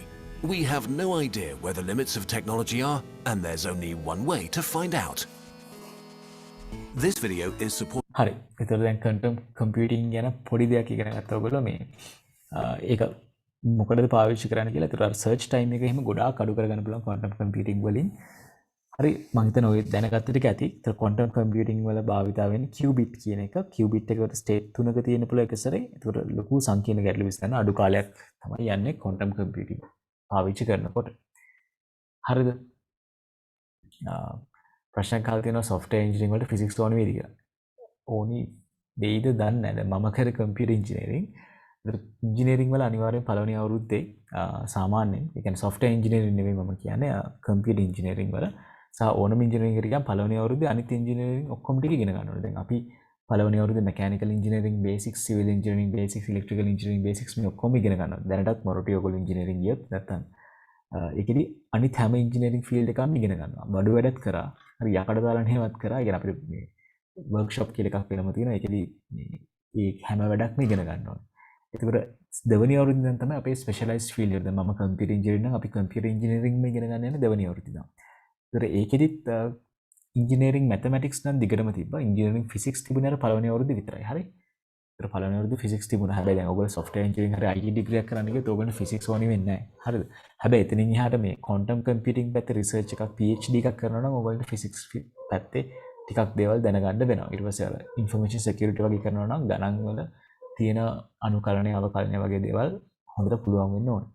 හරි මේ අහලා තිබු ප්‍රශ්නකට මම උත්තරේ කිව්වේ. එතකොට මේ එතනින් පාඩම ඉවර වෙනවා. හරිද? එතනින් අපිට ඉගෙන ගන්න තියෙන ටික ඉවරයි. ඊට පස්සේ අපි ප්‍රශ්න තමයි කරන්න තියෙන්නේ. හරි මේ පාඩමේ ප්‍රශ්න ටිකක් කතා කරලා බලමු. මේ ප්‍රශ්න ගැන අපි ගොඩක් සෙකන්ඩ් පේපර් එකේ ප්‍රශ්න ඔක්කොම වගේ ඉවරයි. මම හිතනවා සිංගල් මීඩියම් ටියුට් එකයි ඉංග්‍රීසි මීඩියම් ටියුට් එකයි දෙකම දාන්න නැති ඔයගොල්ලන්ට නේ. ඒ ටික බලන්න. ඒතර 2020 මේ පාඩමින් තියෙන MCQ ප්‍රශ්න ටිකක් මුලින්ම බලාගෙන යන්න.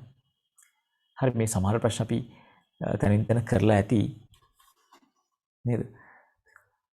හරි. මම හිතන්නේ මේ 48 වෙනි ප්‍රශ්න අපි කලින් කරලා තියෙනවා. හරි අර ප්‍රසන්ටේෂන් එකකින්ම තිබුණා. e-commerce ගැන සත්‍ය වන්නේ මොකද? දැන් මම අර e-commerce business පාඩමයි future trends පාඩමයි දෙකම එකතු කරලා තමයි ප්‍රශ්න දාලා තියෙන්නේ. ඒක දෙකේම තියෙනවා. හරි. මේක මම නිකන් ආයෙසරක් කියවගෙන යනවා. මේක කලින් කරන්නේ නැත්නම් අපි නිකන් මතක් වෙන්නේ නැත්නම් කරලා බලමු. Which of the following statements related to e-commerce are true? ඒ කියන්නේ e-වාණිජ්‍ය ගැන සත්‍ය වන්නේ මොනවද කියලා අහන්නේ. හරි. ඒක a particular product may be available at different prices at different e-commerce sites. හරි නේද? කියන්නේ එකම item එක එක e-commerce website වල එක මිල ගණන් ඉවලට තියෙන්න පුළුවන්. ඒක හරි. B එක Payment option at the receipt of goods allows customers to verify the quality of their purchase made through the e-commerce site. හරි. Payment option at the receipt of goods allows customers to verify the quality of their purchases made through the e-commerce sites. දැන් e-commerce site එකකින් මිලදී ගන්න භාණ්ඩයේ quality එක අපිට දැනගන්න පුළුවන්ද මේ payment options වලින්? කියන්නේ ගෙවීමේ ක්‍රම වලින් අපිට මේ quality එක දැනගන්න විදියක් තියනවද? නෑ නේද? හරි. මේක දැන් ඒ අදහස හරියට මුලුවට ගියේ නෑ මේ 2020 48 වෙනි ප්‍රශ්නේ. අපි පොඩ්ඩක් ඒක බලමු මේ කොහොමද ඒගොල්ලෝ සිංහල මීඩියම් පේපර් එකේ කියලා තියෙන්නේ කියලා.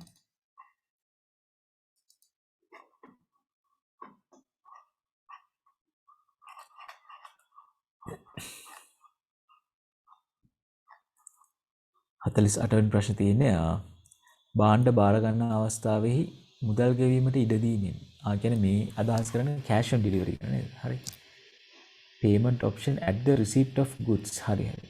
ඒ කියන්නේ මේ භාණ්ඩ බාර ගන්න අවස්ථාවේ ගෙවන්න තියෙන payment option එකෙන් customers ලාට quality එක verify කරගෙන භාණ්ඩේ බාර ගන්න පුළුවන්. හරිනේ. ඉතින් cash on delivery තියෙනවා නම් අපේ ගෙදරට භාණ්ඩේ ගෙනාවට පස්සේ අපිට ඒක බලලා ඕනනම් accept කරන්න පුළුවන්. ඕනනම් ආයෙ ආවන්නත් පුළුවන්. හරි. ඒක හරි කියලා තමයි අපිට ගන්න වෙන්නේ නේද? මිලදීගත් භාණ්ඩවල තත්ත්වය පරීක්ෂා කරන්න පුළුවන්. cash on delivery තියෙනකොට හරි. ඒකට මේක හරි කියලා ගන්න වෙනවා. ඊට C එක. Additional charges can be included as delivery and service fee over and above the stated price. දැන් අපිට මේ additional charges ඒ කියන්නේ අමතර ගාස්තු අය කරන්න පුළුවන්ලු delivery එකට සහ service fee එකට අර ඒ ගහලා තියෙන ගානට අමතරව. ඒකත් හරි. delivery වලට වෙනම ගානක් අය කරන්න පුළුවන්. ඒකට මේ තුනම හරි. ඒ නිසා 48ට උත්තරේ 5. 2020 48 වෙනි ප්‍රශ්නේ හරි. සඳහන් වල මිලට අමතර ප්‍රවාහන හා සේවා ගාස්තු ලෙස අමතර මිලක් ඇතුළත් කළ හැකියි. හරිනේ? ඒ නිසා පස්වෙනි එක තමයි උත්තරේ. හරි. ඊට පස්සේ 49 වෙනි ප්‍රශ්නෙට උත්තරේ ගන්න බලන්න. මේ ඉංග්‍රීසි මීඩියම් කට්ටිය අර ටියුට් එක බලන්න. 49 වෙනි ප්‍රශ්නෙට උත්තරේ ගන්න.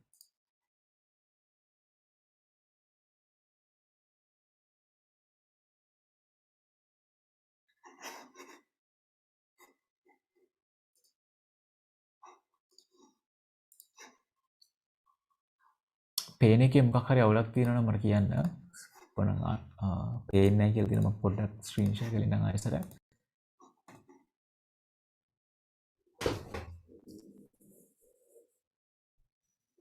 දැන් හරිය නේද? 49 වෙනි ප්‍රශ්නෙට උත්තරේ ඔයගොල්ලෝ දාන්න බෑ Zoom chat එකට.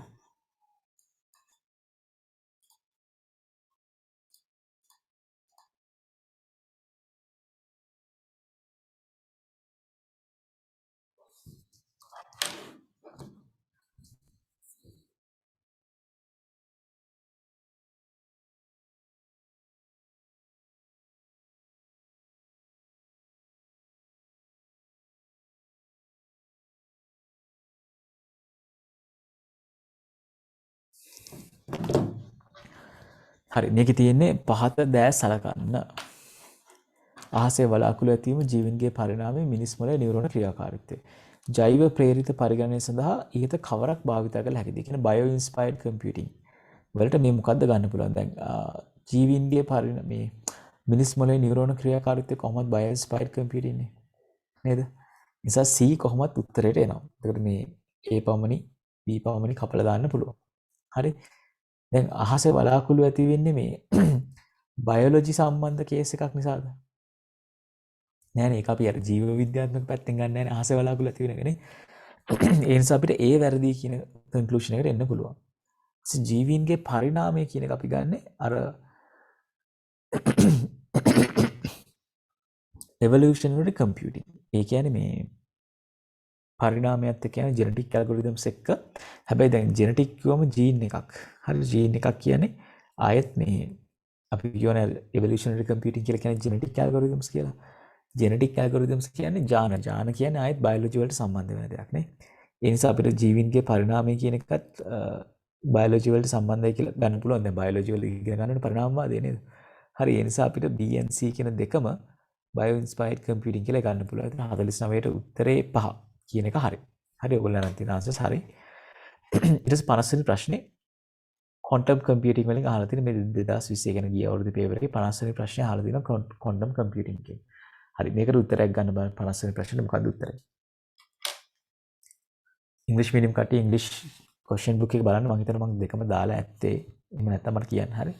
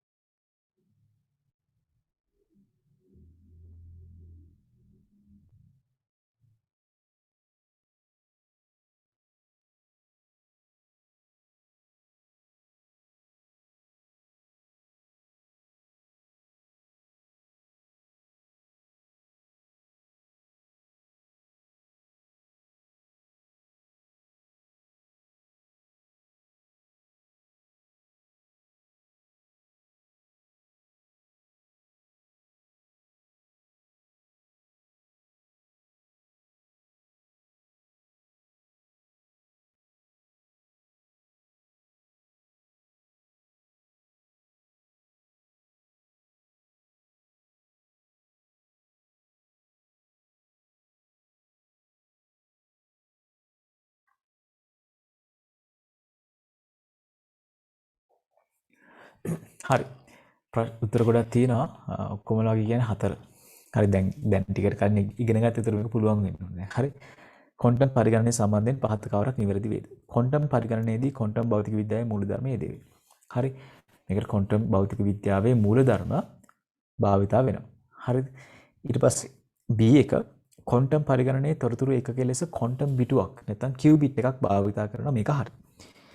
හරි. තොරතුරු ඒකකයේ ලෙස කියුබිට් එකක් තමයි භාවිතා කරන්නේ. ඊට පස්සේ තියෙනවා ක්වොන්ටම් පරිගණක මනුෂ්‍ය පරිශීලකයන්ට අහිතකර විකිරණ පිට කරයි. මෙහෙම එකක් නෑ මම පෙන්වන්නේ අර Google එකේ CEO ළඟම හිටන් ඉන්නවා. එහෙම හිටන් ඉන්නේ නෑ අහිතකර විකිරණ පිට කරනවානේ. ඒ නිසා මේක වැරදි කියලා ගන්න පුළුවන්. ඒකට අපිට A B තමයි උත්තරේ විදියට ගන්න වෙන්නේ. 4. ප්‍රශ්නයක් අහලා දෙන ඊළඟ දවසේ අලුත් පාඩමද කියලා. ඔව් හරි. ඊළඟ දවසේ කරන්නේ සිස්ටම්ස් පාඩම. සිලබස් එකේ දෙවෙනියට ලොකුම පාඩම. හරි. ඒක හැබැයි ලේසි තියරි විතරයි තියෙන ගණන් හදන්න මොකුත් නැහැ. ඒ නිසා ටිකක් බෝරින් වෙන්නත් පුළුවන්. හැබැයි එහෙම නැති වෙන්න අපි කරමු. මේ ඊට පස්සේ ඩයග්‍රෑම්ස් අඳින්න තියෙනවා. මේකේ තමයි අර DFD කියලා තියෙන data flow diagrams. දත්ත ගැලීම් සටහන අඳින්න තියෙන මේ පාඩමේ. හරි. ඒකෙන් තමයි ගොඩක් කරලා ඔයගොල්ලන්ට A-level පේපරේ ප්‍රශ්නේ එන්නේ.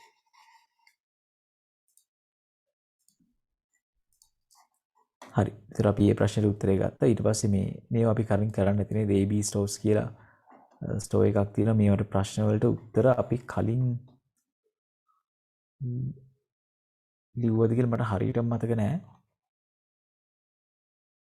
මේ my tours එකේ ඒජන්ට් ප්‍රශ්න අපි කරා නේද? අනිවාර්යෙන් ඒක කරන්න නැති අර සර්ච් ඒජන්ට් කෙනෙක් ඉන්නවා යට ටැක්සි chatbot කෙනෙක් ඉන්නවා ඒ ඒජන්ට් ටික අපි කරන්න නැති. මේ ප්‍රශ්න අපි කලින් කරාද කියලා මට මතක නෑ. කරානේ. හරි. AB stores කියලා එකක් තියෙනවා. ඒක grocery shop එකක්. මේ ඒගොල්ලෝ online business එකක් කරන්න යන අතර e-commerce business type එක අහනවා. e-commerce කියලා තිබ්බොත් ඔයගොල්ලෝ දන්නවනේ අර මේගොල්ලෝ මේ business type එකට අහන්නේ transaction type එක. ඒ කියන්නේ B2B ද B2C ද අන්න ඒ වගේ ටික. හරි. ඉතින් ඒවලට උත්තර ලියන්න පුළුවන් ඒවා simple වැඩ වෙන්න ඕනේ මේ වෙනකොට. හරි. ඊට පස්සේ අපි යන්කෝ 2019 MCQ වලට. මේක අපි කලින් කරා මම ටියුට් එකේ දාලා තිබ්බා. මේ presentation එකේ. හරි. මේ 33 වෙනි ප්‍රශ්නෙට ඔයගොල්ලෝ හිතන විදිහට හරි උත්තරේ ගන්න. සිංහල මීඩියම් කට්ටිය බලන්න 2019 A-level paper එකේ 33 වෙනි ප්‍රශ්නේ මොකද්ද උත්තරේ කියලා try එකක් දෙන්න බලන්න ගන්න.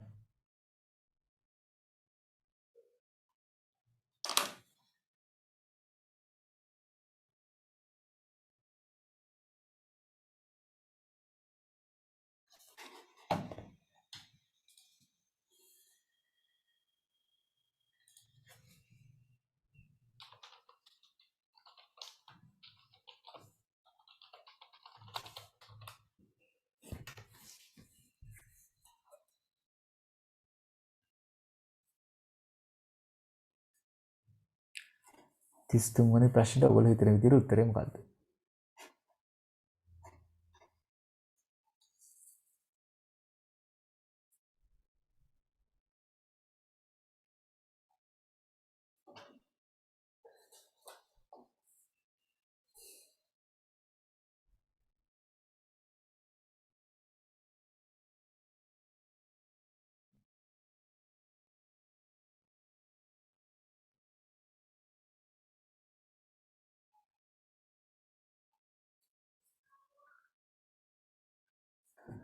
හරි මේකේ උත්තරේ ඔයගොල්ලෝ දාලා තියෙන උත්තර ටිකක් අපි බලමු හරිද කියලා. හරි.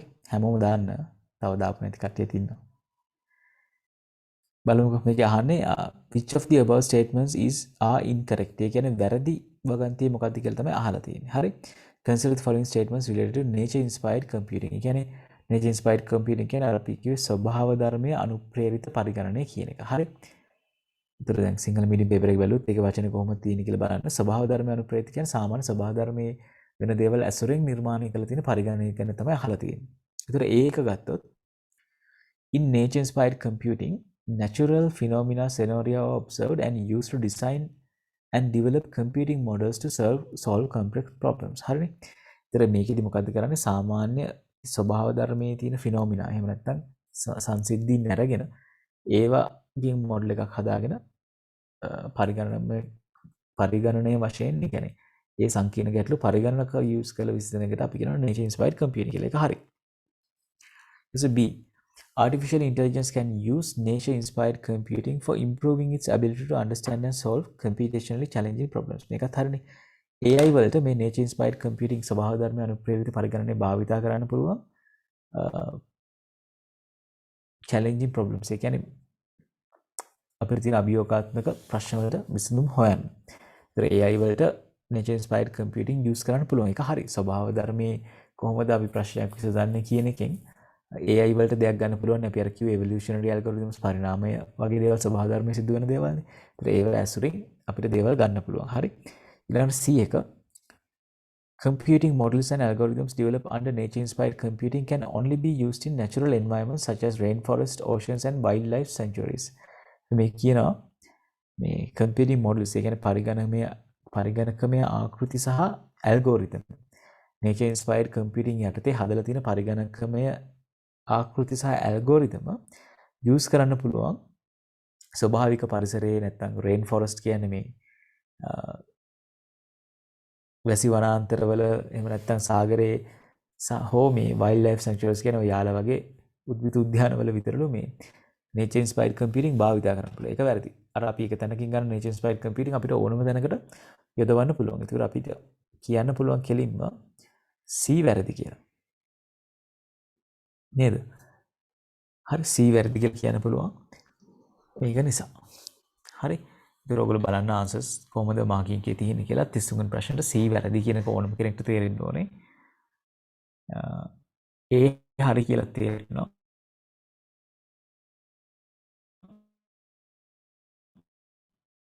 මේ විතර මේ බැරම උත්තරේ මේ.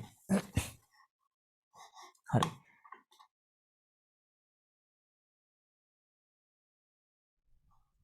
මේ ප්‍රශ්නේ අපි මේ ටියුට් එකේ ප්‍රසන්ටේෂන් එකේ තියෙන්නේ නැති කලින් අපි weekend click ගැන කරනකොට නිසා ඒක ඕනේ නැහැ මේ 32 වෙනි ප්‍රශ්නෙට උත්තරේ ගන්න බලන්න.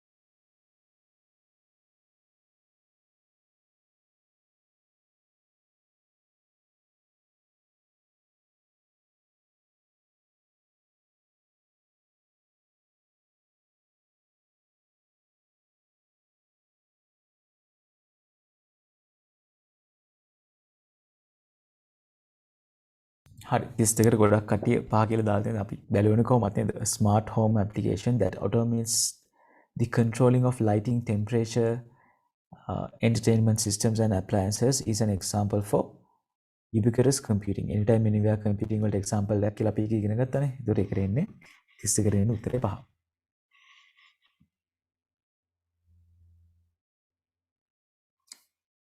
හරි ඊට පස්සේ 33යි 33 වෙනි ප්‍රශ්නේ කරලා ඉමුකෝ නේද AI ගැන තමයි අහලා තියෙන්නේ මේ 2018 පේපර් එකේ ප්‍රශ්න ටික අපි කරගෙන යන්නේ. හරි.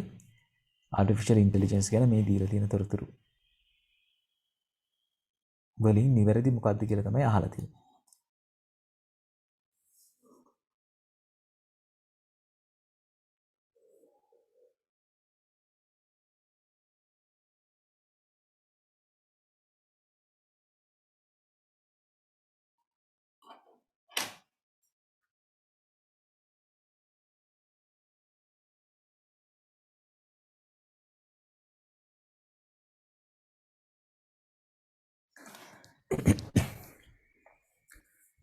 දැන් ඔයගොල්ලෝ හරියට ඉගෙන ගත්තා නම් මේ ඕන ප්‍රශ්නයකට උත්තරය දෙන්න පුළුවන් වෙන්න ඕනි. හරි. අපි බලමු. 33ට නිවැරදි වගන්තිය මොකක්ද කියලා තමයි අහලා තියෙන වගන්තිය හෝ වගන්ති artificial intelligence systems can be used in email spam filters. හරිනේ. දැන් ඊමේල් එනකොට එයා තනියම තීරණය කරලා මේක ස්පෑම් එකකට දාන්නේ එහෙම නැත්නම් ඉන්බොක්ස් එකට දාන්නේ කියලා තනියම තීරණය කරනවනේ. ඒතර එතන කෘත්‍රිම බුද්ධියක් තියෙනවනේ. දැන් කලින් නම් මිනිස්සෙක් ඉඳලා බලලා කියන්න පුළුවන් මේක ඇඩ් එකක්ද එහෙම නැත්නම් පෞද්ගලිකව අදාළ පුද්ගලයාට අපි ගත කියලා. හැබැයි දැන් ඊමේල්ස් වල artificial intelligence භාවිතා කරලා ඒක ෆිල්ටර් කරලා ස්පෑම් එකට යවනවා අනවශ්‍ය ඊමේල් නේ. එතෙන්ට AI භාවිතා කරන්න පුළුවන්. ඊළඟට B artificial intelligence systems are capable of analyzing uncertain information. ඒ කියන්නේ හරියටම අපි දන්නේ නැති තොරතුරු උනත් බාහිර දෙන තොරතුරු උනත් විශ්ලේෂණය කරන්න පුළුවන්. දැන් අපි ඉගෙන ගත්ත නේද? ඒජන්ට්ස්ලා ගැන කතා කරනකොට අපි ඉගෙන ගත්ත බාහිර තියෙන තොරතුරු වලින් උනත් නිගමනයට එන්න පුළුවන් කියලා. කියන්නේ සම්පූර්ණ තොරතුරු නැතත් දැනට තියෙන තොරතුරු ටිකෙන් එයාට නිගමනයකට එන්න පුළුවන්. ඒකට මේකට ඇනලයිස් කරන්න පුළුවන් uncertain information. ඒක හරි. දැන් අපි බල්ලෙක්ගේ වගේ පින්තූරයක් දෙනොත් එයා බල්ලෙක්ද නැද්ද කියලා හරියටම අඳුර ගන්න පුළුවන්. හරි. ඊළඟ C එක. An artificial intelligence system is a system for capturing, storing, processing and displaying data related to positions on Earth's surface. The AI system එකක් කියලා කියන්නේ system for capturing, storing and processing and displaying data related to positions on Earth's surface. හරි.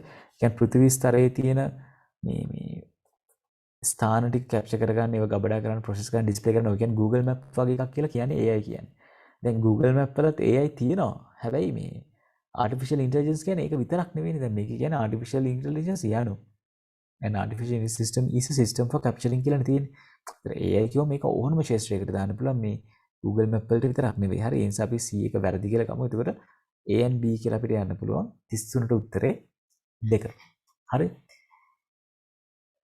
ඊට පස්සේ 38 මේක 2018 38 වෙනි ප්‍රශ්න. උත්තරය ගන්න බා.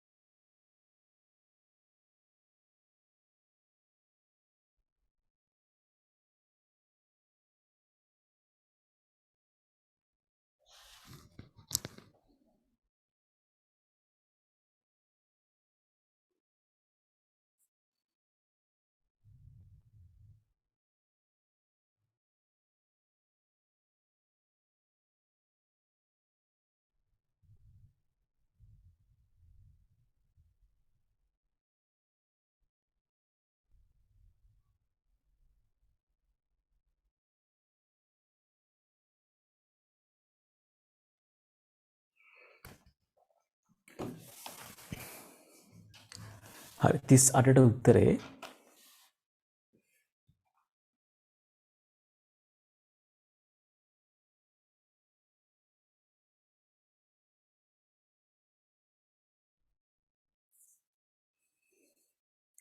මෙහෙමයි සමහරලාට MCQ එකක් කරනකොට ඔයගොල්ලෝ හැමදේම නොදැන ඉන්න පුළුවන්. හැබැයි අර ෂුවර් එකටම වැරදි ඒවා ඉවත් කරලා නැත්නම් හරියටම හරි දේවල් තෝරගෙන යනකොට ඔයගොල්ලන්ට මේ සමහරලාට දන්නේ නැති උත්තර තිබුණත් ඒක උත්තරයට ඕනි වෙන්නේ නැහැ සමහරලාට.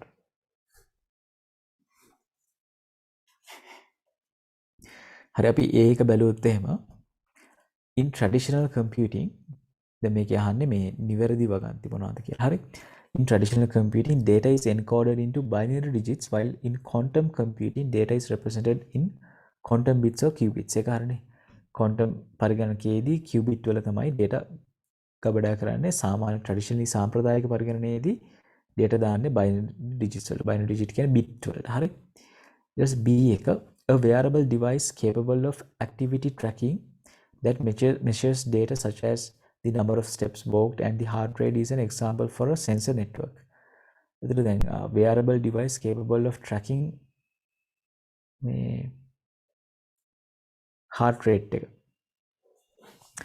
එතකොට අපිට අතේ බඳින්න පුළුවන් හරි මොකක් හරි එහෙම device එකක් තියෙනවා. එයාට මේ track කරන්න පුළුවන්ලු අපි ඇවිදපු steps ගන්න හරි මොකක් හරි එකක්. හරි. දැන් මගේ watch එකේ තියෙනවා ඒකේ ඇවිදින දුර measure කරන්න පුළුවන්. හැබැයි ඒක phone එකට connect කරන්න ඕනේ. ඒතකොට ඒක මේ ඒක ඇතුලේ sensors තියෙනවා. හරි. ඒකේ sensors හරහා තමයි අපි චලනය කරන විදිය අනුව එයා ගණන් කරගන්නවා අපි කොච්චරක් විතර ඇවිදිනවද කියන එක. ඒතකොට sensors හරහා තමයි වෙන්නේ. හැබැයි මෙතන sensor network කිව්වම මේකෙන් අදහස් කරන්නේ මොකක්ද කියන එක ප්‍රශ්නයක් තියෙනවා. හරි. ඒ කියන්නේ මේ මෙතන sensors ජාලයක් හරහා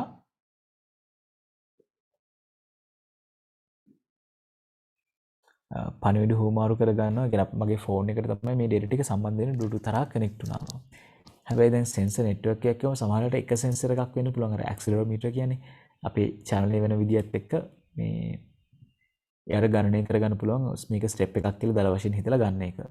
ඒතර මෙතන sensor network එකක් භාවිතා වෙනවද කියන එක ප්‍රශ්නයක් නේ. කියන්නේ එක sensor එකක් භාවිතා වෙන්න පුළුවන්. මේක sensor network එකට උදාහරණයක්ද කියන එක ප්‍රශ්නයක්. හරි අපි දැනට එහෙම තියමු.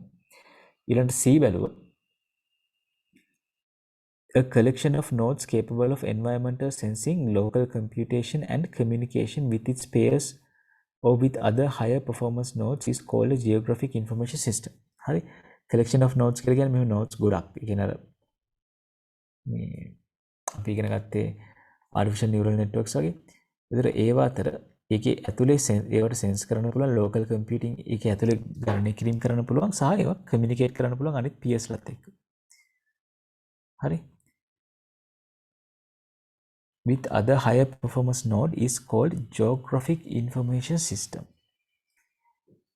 geographic information system කියන්නේ භූගෝලීය තොරතුරු පද්ධතියක්. දැන් මේ තොරතුරු පද්ධතිය ගැන ඉගෙන ගන්න අපි අතරම තොරතුරු පද්ධති පාඩමේදී. ඒක තමයි ඊළඟ පටන් ගන්න තියෙන ලබන සතියේ. හරි. ඒතර ඒකේ තියෙන geographic information system කියලා වෙනම කොටසක්. දැන් අපි පද්ධති පාඩම කරනකොට ඔයගොල්ලන්ට ඒක ගැන පොඩි අදහසක් ගන්න පුළුවන්. මම නිකන් පොඩි අදහසක් ගන්න මේ පෙන්වන්නම් ඒ පාඩම කොහොමද යන්නේ කියලා. දැන් ඉස්සරහට අපි ඉගෙන ගන්න තියෙන පාඩම. හරි.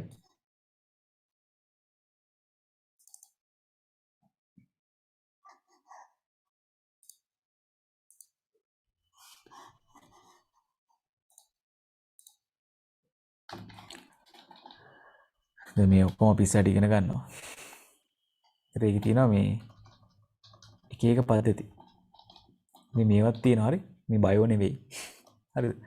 මේ IT වලට මේවත් තියෙනවා සිලබස් එකේ. හරි උගන්වන්න. ඊට පස්සේ දැන් ඔයගොල්ලෝ බලන්න මෙන්න මෙහෙම ප්‍රශ්නක් තියෙනවා. මේ නිකන් කෙමිස්ට්‍රි වගේනේ. මේ LL IT පේපර් එකේ ප්‍රශ්න 2016. ස්ට්‍රක්චර්ඩ් පේපර් එකේ ප්‍රශ්නයක්. හරි. ඒකේ බලුවම නිකන් කෙමිස්ට්‍රි වගේ තියෙන්නේ. හැබැයි දැන් මෙහෙම ප්‍රශ්න දෙන්නේ නැහැ. ඉතින් ඒ කාලේ දීපු ප්‍රශ්න. හරි. මේ IT වලට මොකටද කෙමිස්ට්‍රි නේද? ඒ වුණාට ඒකෙන් තිබුණු ප්‍රශ්නයක්. හරි සිස්ටම්ස් පාඩමේදී. අපි ඉස්සරහ කරලා බලමු.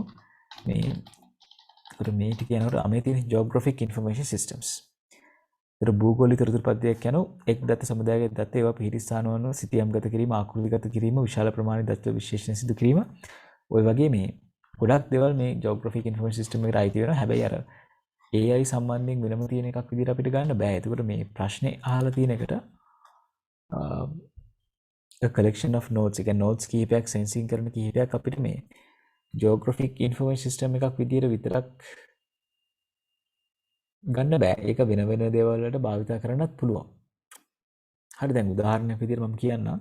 දැන් සමහර අපි හිතමු ලොකු මොකක් හරි මේ crop field එකක් තියෙනවා කියලා. භෝගවගාවක් පිටරටවල සමහර තැන්වල ඒ වගේදී මෙහෙම එතෙන්ට පස්සට සෙන්සර් එකක් යවලා පස්සෙත් එතමනේ අනම්මනම් ගණනය කරන්න පොඩි නෝඩ් එකක් තියෙනවා. ඒතර ඒ නෝඩ් එක අනිත් නෝඩ් සමග Wi-Fi හරි Bluetooth හරි මොකක් හරි විදිහට සම්බන්ධ කරලා තියෙනවා. හරි wireless connection එකකින්. ඒතර දැන් මේ නෝඩ්ස් අතරේ කොහෙන් හරි දැන් ජලය අඩුයි වගේ තේරුනොත් එහෙනම් මේ අතර කමියුනිකේට් කරගන්න ඕනේ ඒගොල්ලෝ. ජලය අඩුයි කියලා තේරුනොත් ඒ water controlling system එකෙන් නිකම් මේ ජලය අඩු ඒරියා එකට විතරක් වතුර දානවා. හරි ඒ sensors වලින් එනවනේ nodes වලින් මේ sensors තුනම අඩුයි නම් මෙතන මැද තියෙන sprinkler එකකින් ඒ වටේට වතුර දාන්න පුළුවන්. හරි. එහෙමම අවශ්‍ය තැනට විතරක් වතුර දාලා වතුරත් අඩුවෙන් යන විදිහට හොඳ ඵලදායක වෙන විදිහට හදාගන්න පුළුවන්. ඒතර ඒකේ දැන් ඒ වගේ වතුර දාන පද්ධතියක් අපිට ජියෝග්‍රැෆික් ඉන්ෆර්මේෂන් සිස්ටම් එක නැත්නම් භූගෝලීය තොරතුරු පද්ධතියක් කියලා කියන්න බෑ. ඒ නිසා මම උත්තරේ දානවා නම් මේකට වැරදි කියලා දාන්නේ. දැන් මේ 2018 පේපරේ මේකෙන් පස්සේ ආපු ඒවා අපිට ප්‍රශ්නයක් වුණේ නැහැ නේ ගොඩක්. හරි. මෙතන මේ කොටසේ පොඩි අවුලක් තියෙනවා. ඒතර මේ අනුව මට හිතෙන උත්තරේ නම් A only. එක විතරයි අපිට ගන්න පුළුවන් නිවැරදි කියලා. හරි මේ සෙන්සර් නෙට්වර්ක්ස් ගැන තියෙන එකේ පැහැදිලි නෑ ප්‍රශ්නේ. يعني මීට වඩා පැහැදිලි කරා නම් අපිට තේරුම් ගන්න තියෙන්නේ මොකද්ද මේ කියන්නේ කියලා. එතන පොඩි අවුලක් තියෙනවා. හරි. උත්තරේ A only කියන එක අපිට ප්‍රශ්නයක් නැතුව ගන්න පුළුවන්.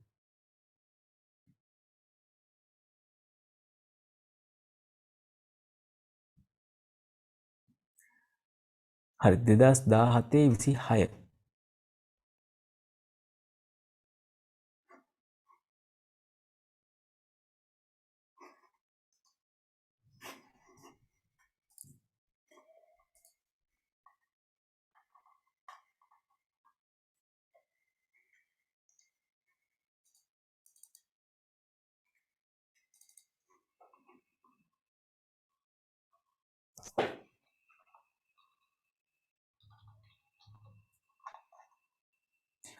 හරි 2017-26 වෙනි ප්‍රශ්නේ උත්තරේ ගන්න බා.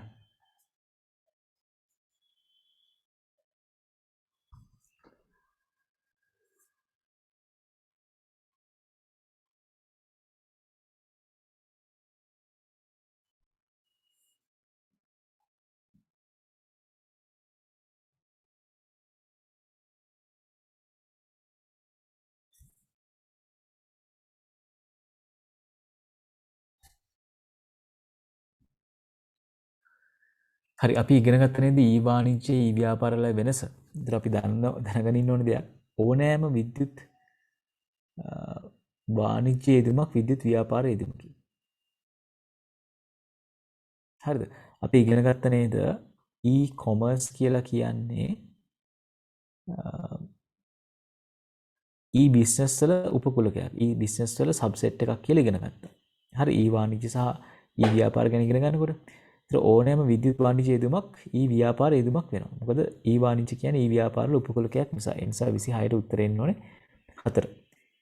හරි ඕනෑම විද්‍යුත් ව්‍යාපාර යෙදුමක් ඊ වාණිජ්‍ය යෙදුමක් වෙන්නේ නැහැ. වෙන නිකන් අපි කම්පැනි එක ඇතුළේ ට්‍රේනින් වලට වගේ ICT පාවිච්චි කරත් ඒක මේ ඊ ව්‍යාපාරයක් කියලා කියන්න පුළුවන්. ඒතර හැම එකම ඊ වාණිජ්‍යම වෙන්නේ නැහැ. නේද? ඒක අපි කලින් කතා කරා. එක බැලුවොත් එය අර්ධ වශයෙන් මාර්ගගත පවත්වාගෙන ව්‍යාපාර ක්‍රියාවලියක එහෙම නැහැ. e-business කියලා කිව්වම එහෙම නැහැ. අර්ධ වශයෙන් මාර්ගගතව නම් brick and click වෙන්න පුළුවන්. හැබැයි pure click කියව තියෙනත් පුළුවන් නේ. ඒ පෙර අන්ත සහ පසු අන්ත back end front end ක්‍රියාවලිය වලින් සමන්විත වේ. e-business එකක් හැම e-business එකකටම මේ back end එකක් නැති වෙන්නත් පුළුවන්. හරි සමහර ඒවාට මේ කියන technology wise නෙවෙයි අර මේගොල්ලෝ front end back end කියන website එක සහ ඒ කියන්නේ pack කරලා deliver කරන ටික තමයි back end එක විදිහට ගන්න. හරි. ඒතර සාමාන්‍යයෙන් e-business එක ඔය දෙකම තියෙනවා. හැබැයි e-business කිව්වම අර online training දෙන එක employee back end එකක් නෑනේ. pack කරලා යවන එකක්. ඒතර ඒ වගේ ඒවා නිසා මේක වැරදි වෙනවා. ඊළඟ සියලු brick ව්‍යාපාර කියන්නේ ඔවුන්ගේ ව්‍යාපාර මාර්ගගත පවත්වන. මේක වැරදි. brick නම් කඩේ විතරයි තියෙන්නේ නේ. මේක වැරදි. අර කලින් මම කියපු හේතු නිසා. ඒතර 26ට උත්තරේ එන්නේ 4. උත්තර දාලා තියෙන 4 දෙනෙක් වගේ 4 දෙනාගේම උත්තර වැරදි ඒකට. හරිද 26ට උත්තරේ එන්න ඕනේ 4.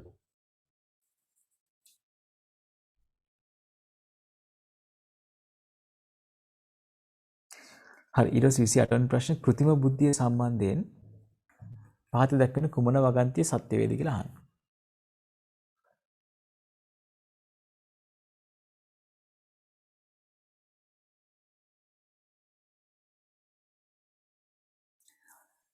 කෘත්‍රිම බුද්ධිය සම්බන්ධයෙන් පහත දක්වන කුමන වගන්තිය සත්‍ය වේද?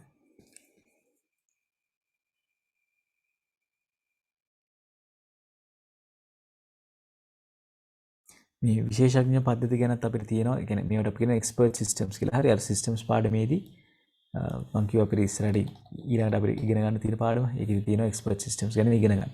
හරි. ඒතර අපි ඒක ගැන කතා කරමු. ඒතර මේ ප්‍රශ්න වලට සමහරවිට සිස්ටම්ස් පාඩමේ කොටසුත් ඇවිල්ලා තියෙනවා. ඒකෙදි මානව තීරණ ගැනීමේ ක්‍රියාවලිය මුළුමනින්ම අනුකරණය කරලා කියන එක වැරදි. හරි. කිසිම පද්ධතියකට තාමත් 100%ක් මිනිස්සු හිතන විදිහට හිතන්න බෑ. ඒක ඔයගොල්ලන්ට හිතලා උනත් උත්තරේ කියන්න පුළුවන් දෙයක් වෙන්න ඕනේ. ඒ නිසා එක වැරදි. හරියගෙන යන ඉතුරු හතරෙන් ඔයගොල්ලෝ try එකක් දෙන්න. විශේෂඥ පද්ධතියක දැනුම සමුදායක් තුල විශේෂඥයෙකුගේ ප්‍රාථමික දැනුම පමණක් අඩංගු වේ. දැන් ඔය එක්ස්පර්ට් සිස්ටම් එකක විශේෂඥයෙකුගේ ප්‍රාථමික දැනුම නේ විශේෂඥයෙකුගේ විශේෂඥ දැනුම තමයි අඩංගු වෙන්නේ. ඒ නිසා දෙවෙනි එකත් වැරදි. ඒක අපි අර සිස්ටම්ස් පාඩම කරනකොට තේරෙයි මේ මොනවද කිව්වේ කියලා. හරිද? ඊට තුන්වෙනි එක විශේෂඥ පද්ධති හැම විටම ජානමය ඇල්ගොරිතම් මගින් ක්‍රියාත්මක කරයි. හැම විටම ජෙනටික් ඇල්ගොරිතම්ස් වෙන්න ඕනේ නැහැ. ඒක නිකන් අර if else කීපයක් වුණත් ගියාම ඇති. ඒ මොනවද කිව්වේ කියලා Python කරද්දි තේරෙන්නේ මොනවද if else කියන්නේ කියලා. මේ ඉතින් හැමතිස්සෙම අර ජෙනටික් ඇල්ගොරිතම්ස් විදිහටම නෙවෙයි. ඉතින් විශේෂඥ පද්ධතියක නිකන් if else conditions ටිකක් නැත්නම් artificial neural network එකේ ක්‍රම වලට ක්‍රියාත්මක වෙන්න පුළුවන්. හරි. ඊට පස්සේ 4 ජානමය ඇල්ගොරිතම් මගින් දී ඇති ගැටලුවක් සඳහා එක් පිළිතුරක් පමණක් ලබා දෙන්න. ජානමය ඇල්ගොරිතම් මගින් එක් පිළිතුරක් තමයි දෙන්නේ. හැබැයි අර පුනර්කරන කිහිපයකදී. හරි. ඒ නිසා පිළිතුරු කිහිපයක් එන්න පුළුවන් නේ සැරින් සැරේ. ඒ නිසා මේකත් වැරදි කියලා ගමු. ජානමය ඇල්ගොරිතම දී ඇති ප්‍රශ්නයක විසඳුම පුනර්කරන කිහිපයකදී පරිණාමණය කරයි. මේක හරියනේ අපි ඉගෙන ගත්තේ අර ජෙනටික් ඇල්ගොරිතම්ස් කියලා. ජානමය ඇල්ගොරිතම. ඒක පුනර්කරන කිහිපයකදී ගැටලුව විසඳනවා කියලා කිව්වා. අපි රවුම් ගොඩක් තිබ්බ ස්ලයිඩ් එකේ මතකද? හරි. ඒතර ජානමය ඇල්ගොරිතම දී ඇති ප්‍රශ්නයක විසඳුම පුනර්කරන කිහිපයකදී පරිණාමණය කරයි කියන එක හරි. ඉතින් ඔය වගේ MCQ වලින් ඔය සිලබස් එකේ අපි ඉගෙන ගත්ත ඕනම තැනක ප්‍රශ්නයක් අහන්න පුළුවන්. ඒතර ඒ කොටසේ තේරුම හරියට දැනන් හිටියොත් තමයි ඔයගොල්ලන්ට උත්තරේ ගන්න පුළුවන් වෙන්නේ. හරි. මේ 50 වෙනි ප්‍රශ්නේ ඇත්තටම උත්තර ටික නෑ නේද? 2018.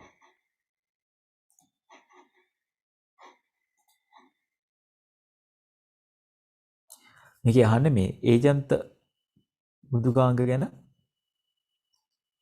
ඒ වගේ ලක්ෂණ ගැන අහන්නේ. හරි. Can respond to relevant environment changes. ඒ කියන්නේ පරිසරික වෙනස් වීම් වලට response කරන්න පුළුවන්. ඒක හරිනේ.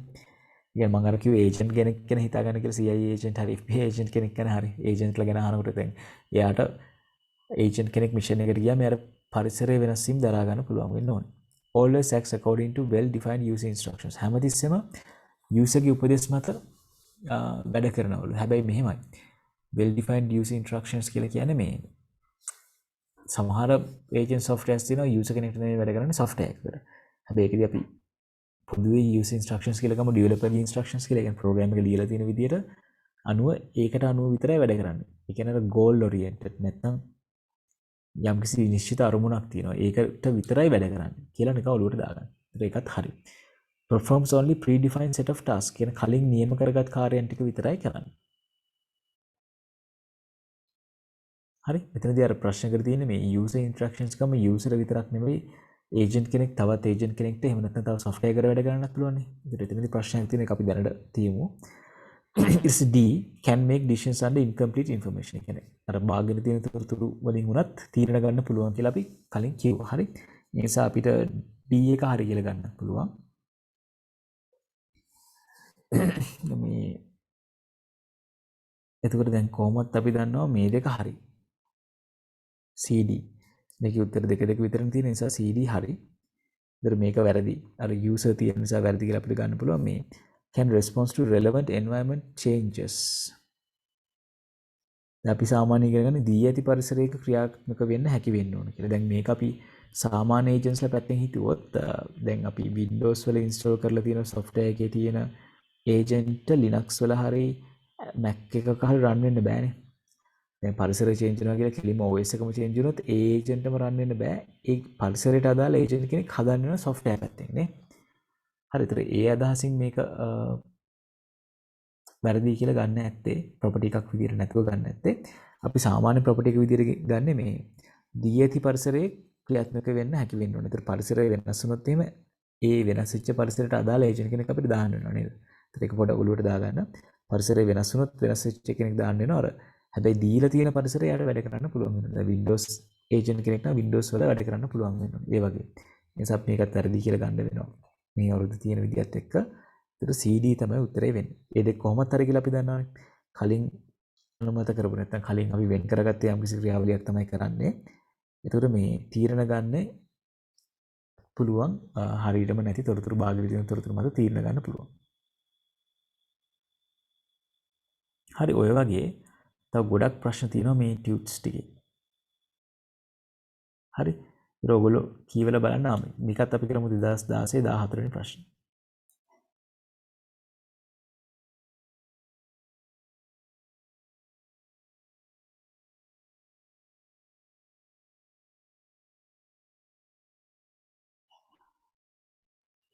Which of the following is true about e-commerce? e-වාණිජ්‍ය ගැන නිවැරදි මොනවද කියලා අහනවා. It could be a part of e-business. ඒක e-business එක කොටසක් වෙන්න පුළුවන්. ඒක හරිනේ. මොකද e-වාණිජ්‍ය සියල්ලම e-business වලට අයිති.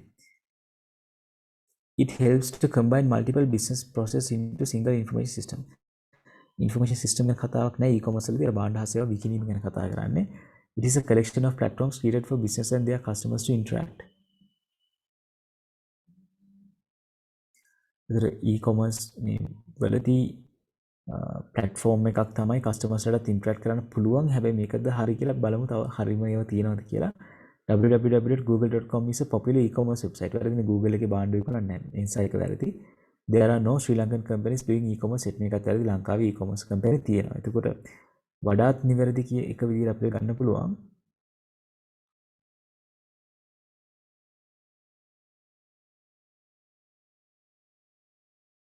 It is a collection of platforms created for businesses and their customers to interact කියන මේකත් හරි කියලා ගන්න පුළුවන්. It could be a part of e-business. Then it could be a part කියන දේ පොඩි අවුලක් තියෙනවා නේද? It could be a part නෙවෙයි. අනි e-commerce සියල්ලම e-business වලට අයිති. මොකද e-commerce කියන්නේ e-business වල subset එකක්, උපකුලකයක්. නිසා it could be නෙවෙයි, it must be a part of e-business කියලා වනන්නේ හරි වෙන්නේ නේද? ඒ නිසා අපි මේකට 3 හරි කියලා ගමු. හරි. ඊළඟ ආයත් 45 වෙනි ප්‍රශ්නේ. Which of the following is not an application of artificial intelligence? කෘත්‍රිම බුද්ධිය භාවිතයක් නොවන්නේ. self learning robots කියන්නේ කෘත්‍රිම බුද්ධිය තමයි. smartphones වලත් දැන් නම් කෘත්‍රිම බුද්ධිය තියෙනවා. ඉතින් Siri, Google Assistant වගේ apps දාන්න පුළුවන් නේ. හරි. handwriting recognition කියන්නේ කෘත්‍රිම බුද්ධිය. මේකත් කෘත්‍රිම බුද්ධිය. expert system එකත් කෘත්‍රිම බුද්ධිය භාවිත කරනවා කියලා අපි ගන්නවා. recommender system එකක් e-commerce platform වල ඒකත් කෘත්‍රිම බුද්ධිය භාවිත වෙනවා. හරි. භාණ්ඩ recommend කරන විතර smartphone තමයි වැරදි කියලා ගන්නනේ. හැබැයි ඇත්තටම උත්තරේ මේකට උත්තරයක් නැහැ. මොකද මේ ස්මාර්ට්ෆෝන් වල වුණත් දැන් අපිට ඇප් එකක් කරා කෘත්‍රිම බුද්ධියක් භාවිතය අනිත් එක මේ එයා අපිව අඳුර ගන්නවා face recognition fingerprint sensors මේ ඔක්කොම තියෙනවානේ. ඒතර මේ ප්‍රශ්නේ අවුල්. ඉතින් මම අවුල් ප්‍රශ්න තියෙනවා 2018ට කලින් ගොඩක්. හරි. 45 උත්තරේ ඉදිරිය ගන්න වෙන්නේ 3. දැන් 49 consider the following statements. Software agents are computer programs. දැන් මුදුකාංග කාරක කියන්නේ පරිගණක වැඩසටහන් එක හරි. Some computer viruses could be considered as software agents. සමහර virus software agent විදිහට ගන්න පුළුවන්. ඒක හරියනේ. දැන් සමහර agents ලා ඉන්නවනේ හොඳ කටිය නරක කටිය දෙකම. ඒක කවුරු හරි කෙනෙක් virus agent කෙනෙක් හදන්නත් පුළුවන්. ඒකත් හරි. All software agents have user interfaces. මේක වැරදිනේ. හැම මුදුකාංග කාරකයකටම නැත්නම් නියෝජිත මුදුකාංගයකටම මේ පරිශීලකතුරු මොහොතක් ඕනේ නැහැ. agent to agent communicate කරන වෙලාවේදී අර user interface එකක් එහෙම ඕනේ නැහැ නේ. ඒ නිසා මේක වැරදි. ඒ උත්තරේ AB කියලා ගන්න පුළුවන්. 49 2. හරි. ඉතින් ඔය වගේ ප්‍රශ්න තියෙනවා. ඔය තියරි ටික ඔක්කොම පාඩම් කරන්න. හරි. ඊට පස්සේ තව ස්ට්‍රක්චර්ඩ් එකේ මෙහෙම සැරින් සැරේ තනින් ප්‍රශ්න තියෙනවා මේ ඇෆ්‍රිකන් කන්ට්‍රි එකකින් භාණ්ඩ මිලදී ගන්න එක සම්බන්ධයෙන්. ඔයගොල්ලෝ මේවා කරන්න PayPal ගැන අහලා තියෙනවා මේ. හරි. මේ ප්‍රශ්න ටික කරන්න මේ 2000 මම කියාගෙන 2016 දෙවෙනි ප්‍රශ්නේ ස්ට්‍රක්චර්ඩ් පේපර් එකේ ඒව කරලා ඔයගොල්ලෝ මාකින් එකකින් ආන්සර්ස් බලන්න. හරි. මම හිතන්නේ ඒව ලේසි. එතන මේ B2B ගැන අහලා තියෙන 2015 14 හැබැයි ඔය ටයිප් ප්‍රශ්න නෙවෙයි දැන් එන්නේ. දැන් එන ටයිප් එකේ ප්‍රශ්න අපි කරා. හරි. ඉතින් මේවලත් ඔයගොල්ලෝ උත්තර ලියන්න try එකක් දෙන්න. එහෙනම් අපි මේ 2013 හැම MCQ ටිකත් කරන්න අදට පන්ති නවත්තමු. හරි. අදට පන්ති නවත්තනවා කියන්නේ මෙතනින් business සහ future tense පාඩමේ past papers කරන වැඩේ මම නවත්තනවා. ඔයගොල්ලෝ මේ ටික සම්පූර්ණයෙන් කරන්න මාකින් ස්කීම් වලින් උත්තර බලන්න. ප්‍රශ්න තියෙන තැන තිබ්බොත් මගෙන් අහන්න. WhatsApp පරි message එකක් දාලා මම ඒ ටික ඊළඟ දවසේ පොදුවේ ඔක්කොම විසඳලා දෙන්නම්. ගැටලුවක් තියෙන තරම් තිබ්බොත්. හරි. කොහොම හරි රචනා පේපර් කියන සම්පූර්ණ දිග ප්‍රශ්නේ AI පාඩමේ business පාඩමේ මේක හැමෝටම කරන්න පුළුවන්. ලේසියෙන්ම ලකුණු 15න් 15ම ගන්න පුළුවන් එකක්. MCQ වල මේ අහන ඒවාට අර තනින් තන අපි ඉගෙන ගත්ත හැමදේම මතක තියෙන්න ඕනේ. ඒත් එක්කම අර ස්ට්‍රක්චර්ඩ් පේපර් එකේ හිස්සෙන් පුරවන්න දෙනවා. අර virtual storefront අනම්මනම් big and click එක ඒකලත් ඔයගොල්ලන්ට හිතලා උත්තර ලියන්න පුළුවන්. ඒතර මේකේ MCQ 3-4ක් ස්ට්‍රක්චර්ඩ් එකයි essay එකයි තුනෙම වෙන වැදගත් පාඩමක් ලේසියෙන් ලකුණු ගන්න පුළුවන්. හරි. මේ වගේ පාඩම් තියෙනකොට කවුරුත් ෆේල් වෙන්න බෑ. හරි. කියන්නේ එච්චරට ලේසි උත්තර ලියන්න පුළුවන් බිස්නස් පාඩමේ සාමාන්‍යයෙන් ලේසියිම. හරි. එහෙනම් මේ පාඩම් දෙකම එතනින් ඉවර වෙනවා. ඊළඟ දවසේ අපි සිස්ටම්ස් පාඩමෙන් පටන් ගමු. අදට පන්ති නවත්වමු.